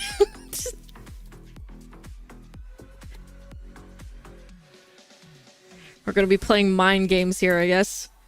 Let's see. We got secret YouTube channel. We got fucking... Kite's making a Roblox world.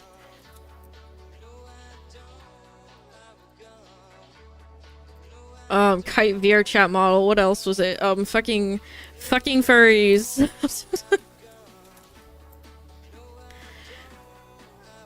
What other guesses were there? ASMR channel. Graduation. No, it's not that for sure. I'll write it down anyways.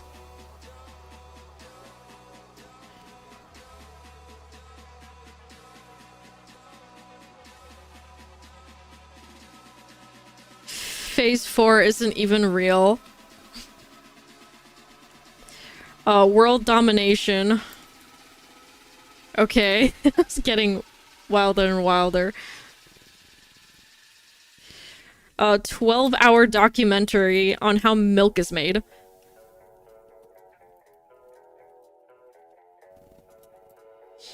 Let me see what else.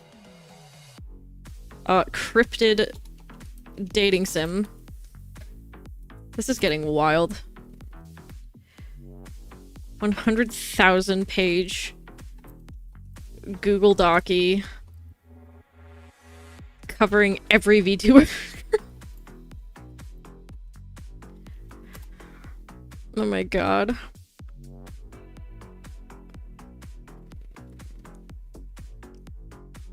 Oh my god.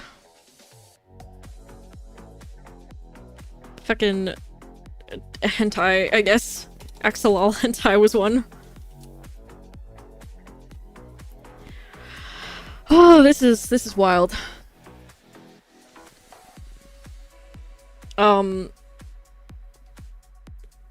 Kite reveals we're all in a simulation.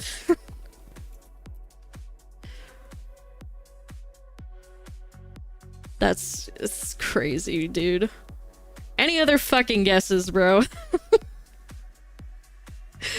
This is so funny.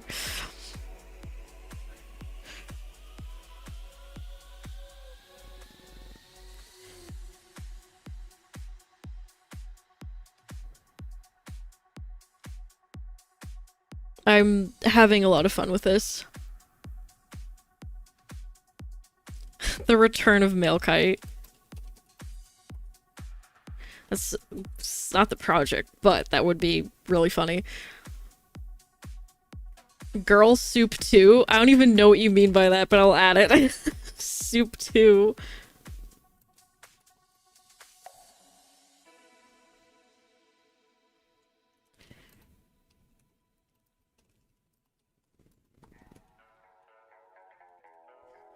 These are a lot of interesting guesses.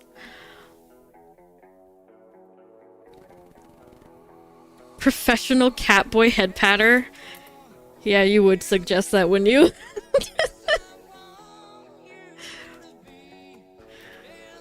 Boy's getting his hopes up. Please, I hope it's that. I need my head pats. Oh, fuck. Fucking, oh my god, Caddy.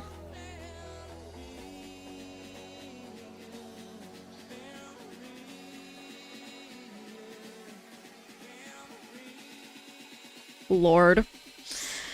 It's gonna be funny looking back at this. I feel like people are making it so much more complicated than it actually is. But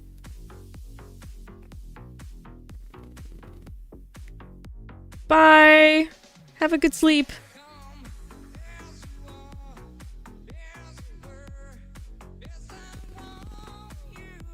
British YouTuber pretends he is not a furry or a VTuber, but he does indeed have a furry avatar. I'm not sure who you are referring to, which is the issue.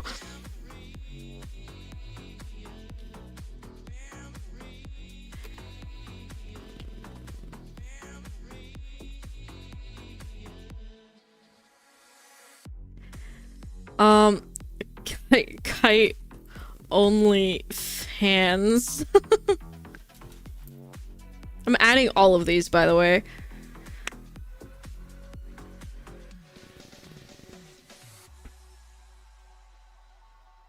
Every single one.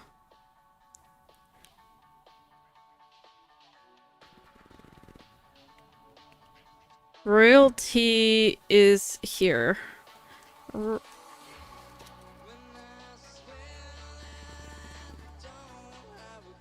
Let me find this person. No, it's I don't think it's not VR chat related. So no, not that.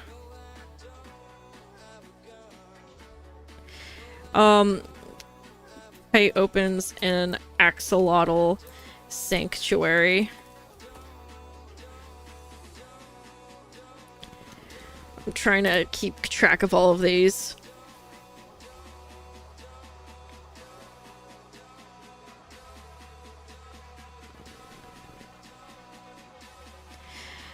He's doing a video on how amazing the Twitter user Bigot Bear is. Jesus Christ. How dare you use Twitter? Fucking... You're gay! You're faking gay! Kidding. No, I don't think that he would cover what I'm thinking about. But who knows? I don't know. I could be wrong.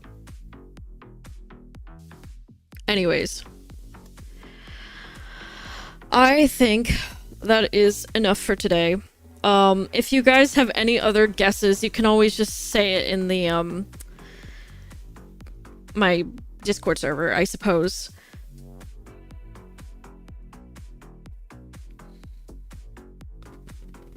Well, it's not implying your plan might be controversial. No, I didn't think that that's what you were, I that's not, I wasn't assuming that that's what you thought. I'm looking at what he does cover. I don't think it would be on his channel, just based on what he usually covers. But I could be wrong. Who knows? Anyways, yeah, if you guys have more guesses, I'll add them to the list over time.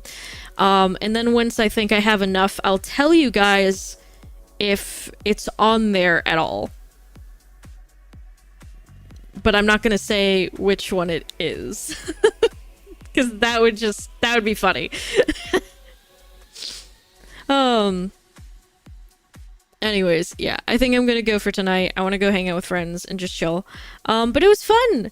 I had a really good time streaming. It's been over 3 hours, which is good. I don't want to stream for too long.